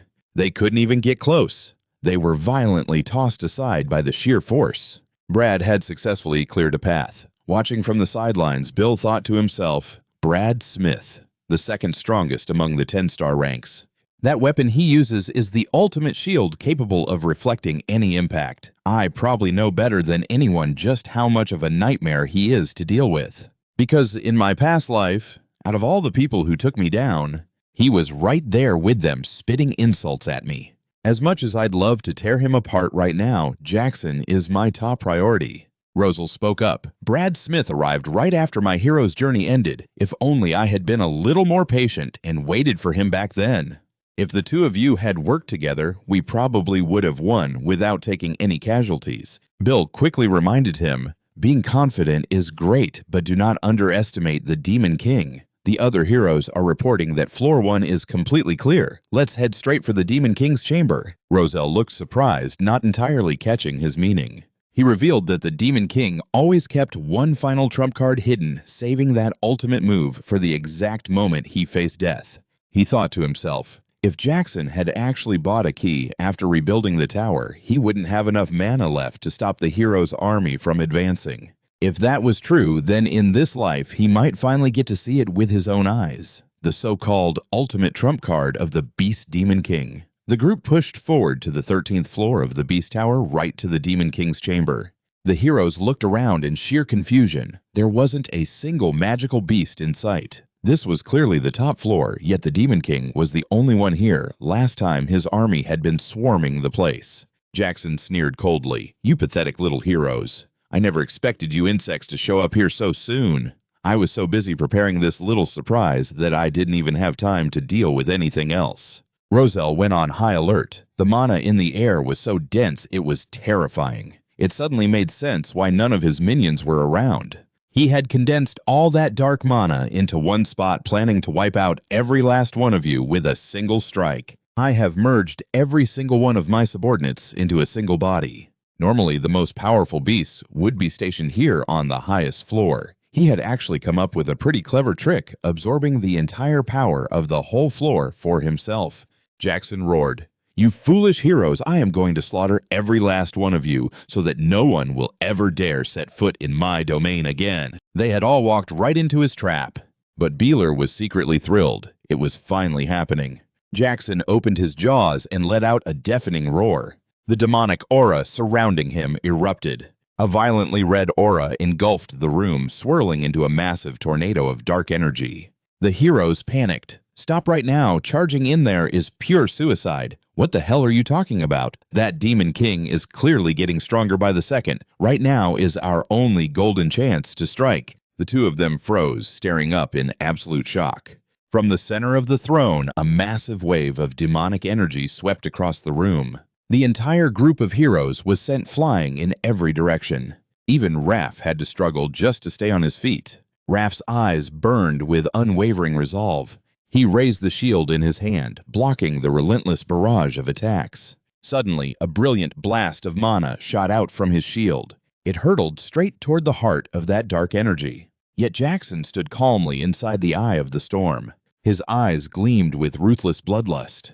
The hero's mana was instantly shattered the moment it reached him, leaving nothing but a long scorch mark on the ground. Hillary and Rojo stood paralyzed. Sir Raph's counterattack was swatted away just like that. Jackson growled in a low voice. This is the true power of the Beast Demon King. His appearance was now completely bloodthirsty as he continued to unleash his magic. The room grew suffocatingly dark, freezing the heroes in place like statues. They gasped in terror. What is this? What is up with this evil mana? It feels like actual poison gripping my throat. The others clutched at their throats. No, I cannot breathe. Somebody, please help me. Right at that critical moment, the wings of a phoenix appeared. He stepped in front of them, his pure mana shielding the heroes behind his fiery wings. High-tier defensive magic. Protect Phoenix. The heroes rejoiced. It really is the power of the legendary Phoenix. We will never forget this life-saving favor. Beeler thought to himself, I cannot let Jackson absorb any more mana, or this whole place is going to turn into a sea of fire. He called out to them, From here on out, you guys are just going to be in my way. Do not step outside of that protective shield, no matter what. They nodded in understanding. Yes, sir. Thank you so much. Jackson looked genuinely surprised. There are actually pests who can still move. So there are 4 of you left, and one of those mana signatures looks like it is going to be quite a headache. His eyes locked right onto Beeler standing in the back. Jackson demanded, "Just who the hell are you?" Beeler just smirked, staring him down with pure defiance. The Demon King recognized him instantly. Beeler Diaz. Jackson lunged straight at Beeler. "Was stealing the Phoenix not enough for you? How dare you step foot inside my tower?" They stood safely protected behind the barrier. A sound-dampening spell had been cast. In this domain, all sound was under their control. The Beast King charged madly toward them. Bale thought to himself, "Great job, Roselle. By muting the beast's roar, you kept him from hearing our incantations." High-tier binding magic, the sage's chains tightly wrapped around Jackson. He roared, "You pathetic little bugs! Did you really think these cheap tricks could hold me back? Be it so passemisier." Jackson shattered the chains. He smashed his fist right where they stood, but Bale used the shockwave to launch himself backward. Jackson chased after him. "This isn't a battle. It's a one-sided slaughter. I'll tear you all to shreds first." Bale, however, remained completely unfazed. He scoffed, "I can't hear a word you're saying, mostly because you're barking way too loud, you know. Permanent silence activated. Target the beast." That arrogant attitude only pissed the beast off even more. Rosal anxiously watched Bale's situation as he went toe-to-toe with the Beast King. Their clash was so intense that the ground shattered, sending sharp debris raining down around them. Rosal reported, "He's too fast. I can't lock onto him." Hylan reassured her, "It's fine. Just follow Lord Perez's orders." Jackson launched another attack. "I don't care why you're pulling these cowardly tricks. There's no point trying to understand the minds of lunatics anyway. But since you dared to bare your fangs at me, don't even dream of leaving here alive." In a flash, he appeared right behind Bale. Bale glanced back at his opponent. He remembered what he had said earlier. The absolute most crucial thing in killing the Beast King is speed. You've all seen his terrifying reflexes despite his massive size. That's exactly why we need to pin him down and strike his weak spot. Helan had been worried. "But can I even keep up with him, even using lightning speed?" Bale replied, "That's not an issue. I'll give you the signal at the exact right moment." Confused Helan asked, "What signal?" Jackson swung his massive claws. "Got you, you little rat." But the beast's speed was no match for him. Bale effortlessly slipped away. He pulled out the Lamani orb. Jackson closed the distance. "The Lamani orb, you really think a toy like that will work on me?" Calmly stepping back, Bale replied, "It won't work on you, but the Lamani orb lets a subordinate know exactly where their master is." Jackson scoffed. "And what does knowing your location change? It's not like you have any lackeys left to help you." Right at that moment, Helan materialized out of thin air, bringing his blade crashing down. "My head feels like it's going to explode. Please, never use that orb again." Jackson was stunned. "Diaz, you crazy bastard. Did you seriously make a hero your subordinate?" Bale mocked him. "You should try it sometime. It's pretty handy. That is, if you manage to survive this." The sword slash, packed with immense power, carved right into Jackson. A deep, bloody gash opened up across his chest. However, the wound instantly began to heal. Jackson sneered, "You get cocky over a scratch like that. How pathetic." Suddenly, Roselle's magic locked onto its target and detonated. The blinding light of the flames illuminated the Beast King's face. Bale had instructed her earlier, "When Hylan creates a split-second opening, wait for my signal. Then it's your turn, Roselle. Pour everything you've got into it. Avenge your lost eye." This was Roselle's moment of revenge against the Beast King. "How dare you do that to my eye? I'll use every last drop of my mana to obliterate you in one strike." Her ultimate fire magic, the Heavenly Light Cannon, blasted straight down at him. Caught completely off guard, Jackson was entirely engulfed by the raging inferno. Bale landed gracefully on the ground, watching the fiery spectacle. At the same time, Roselle touched down as well. A massive explosion rocked the area. His silhouette emerged from the thick black smoke. Jackson's body was covered in severe burns. He growled, "You damn little punks." Bill was shocked. "I can't believe he's still alive after taking a direct hit like that. Looks like he won't go down easy." Jackson was thirsty for revenge. "Just who do you think I am?" Demonic energy erupted from his body once again. Raphael quickly raised his shield to block. A deep gash appeared on his body. Jackson was determined to punish them. I am the Beast King. Roselle was also slashed. He declared the right hand of Grand Duke Ankin and the Demon King who will conquer this realm. How dare you push me this far? I won't let a single one of you leave here alive. He shot back. His majestic aura is completely gone. Now he's nothing but a mad dog. Provoked Jackson was desperate to prove himself. I'll shut your mouth for good right now, Bill asked. I haven't shown you yet, have I? He summoned a fireball, the power of the phoenix that you treasured and kept hidden away. Seeing that his hatred boiled over, Diaz, you bastard! Bill unleashed the phoenix fire right at him. It struck Jackson right in the chest. He still talked tough. Not yet. I won't die from something like this. At that moment, Jackson stumbled toward Raphael. From behind, he blasted mana at his tail. His weak point is the tail. Meanwhile, Roselle was charging up her fire magic. I won't miss. High tear-binding magic chains of death. As the iron chains wrapped around him, Jackson knew he was doomed. Crap, if I take a hit now, I'm in serious trouble. The healer Hillary was releasing her energy. Jackson roared Bill Diaz. A surge of power from him shot through the beast like a bolt of lightning. Hillian was still covered in the Demon King's blood. He declared, I'll put your phoenix to good use. Farewell, Jackson. Jackson's head was completely severed. It rolled across the ground. The heroes cried out in awe. We won. Lord Hillian has defeated the Beast King. He stood amidst the cheering crowd. Long live Lord Hillian. Hillian rejoiced inwardly. That's right, keep it coming. Cheer for me even louder. I will be the greatest hero of all time. Cracks began to form at the top of the tower. Panic erupted. The tower is collapsing. Grab all the treasure. Give the recovery potions to the 10-star heroes first. Everyone retreat immediately. Bill glanced at Jackson's severed head. Will you get a second chance? Even if you do, it won't mean a thing. Right to the very end, you couldn't abandon your creed as a Demon King. As they left the tower, they talked among themselves. So, you had this planned from the very beginning. Roselle said in frustration that you'd be the one to behead the Beast King yourself. Hillian explained, it's just a misunderstanding. It was just the heat of the moment. She scoffed. Like I'd believe that.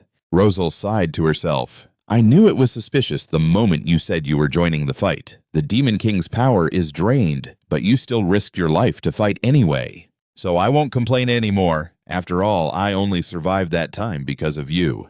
She informed him, I already claimed the Beast King's corpse. You don't mind, do you? Hillian didn't object. No, of course not.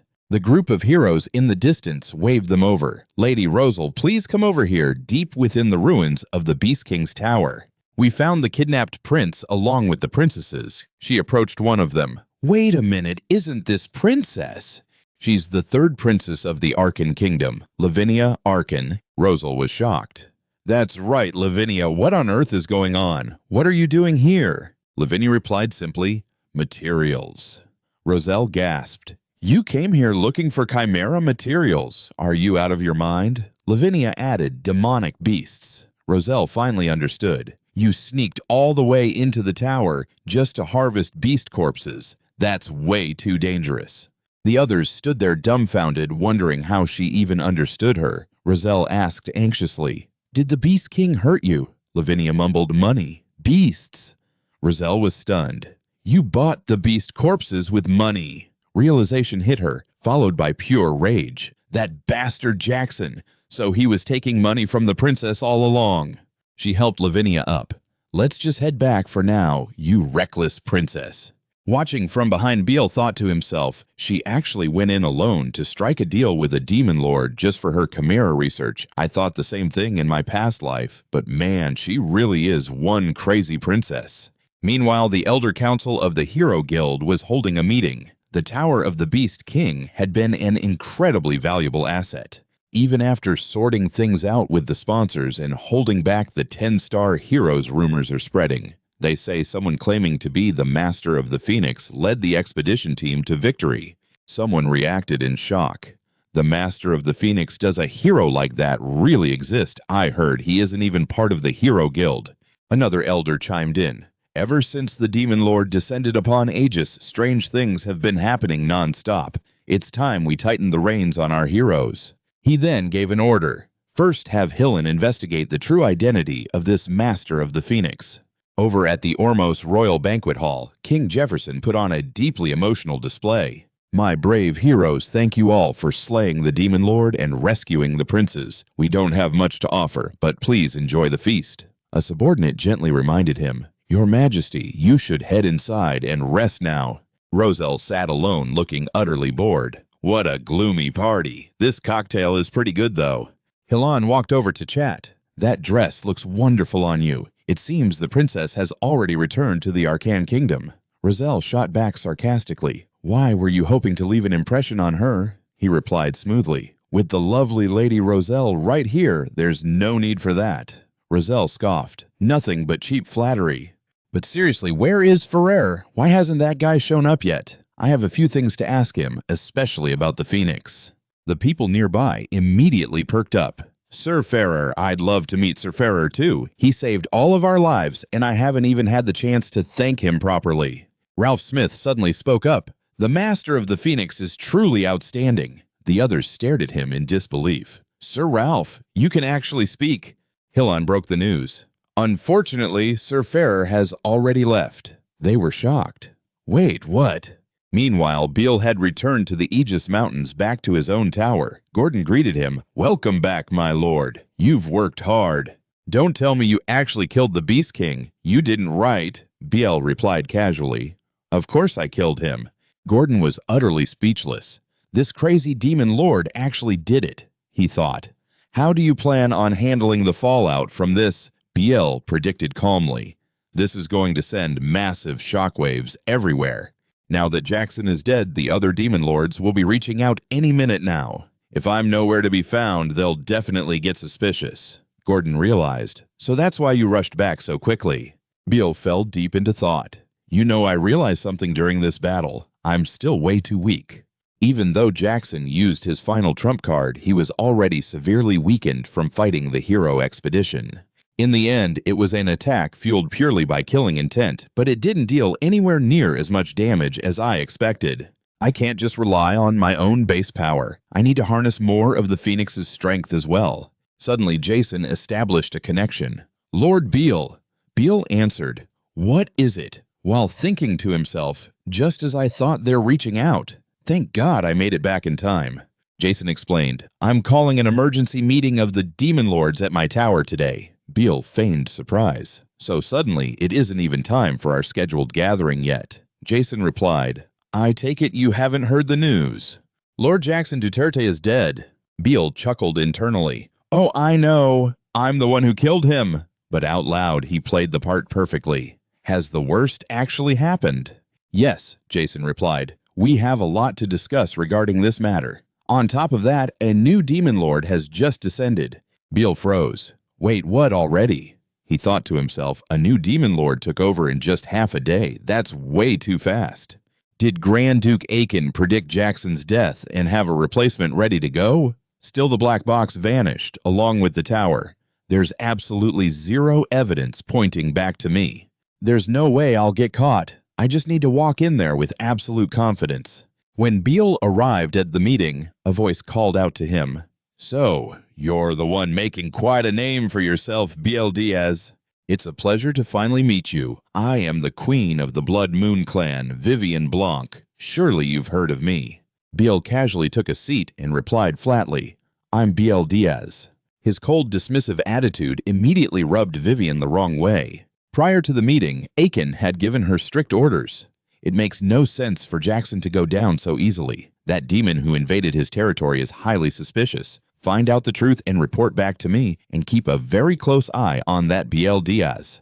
If any demon lord is breaking the rules, it's highly likely he's the one trampling all over our principles. Vivian thought to herself, hotheads like him are actually the easiest to manipulate. Maybe I should poke the bear and see what happens. Jason interrupted. Since everyone is present, let's begin the meeting. Vivian stood up and smiled. This world of Erend is truly fascinating. Secret meetings between demon lords, all sorts of intriguing drama. And isn't it sweet how the moment one of us dies, we all band together to play detective? But honestly, I find this little toy far more interesting. Vivian sat down in front of him, the infamous archdemon Beale. Startled Beale demanded, What do you think you're doing? Vivian replied, I'm just curious, what kind of demon has the guts to turn the entire demon realm completely upside down? Beale asked nonchalantly. So, what do you think? Vivian purred. You're actually quite handsome. I like you. How about tonight? Beale leaned back, dodging her hand as she reached for him. Don't touch me, you disgusting creep. Vivian was stunned. Excuse me, disgusting. I'll have you know I am the succubus queen.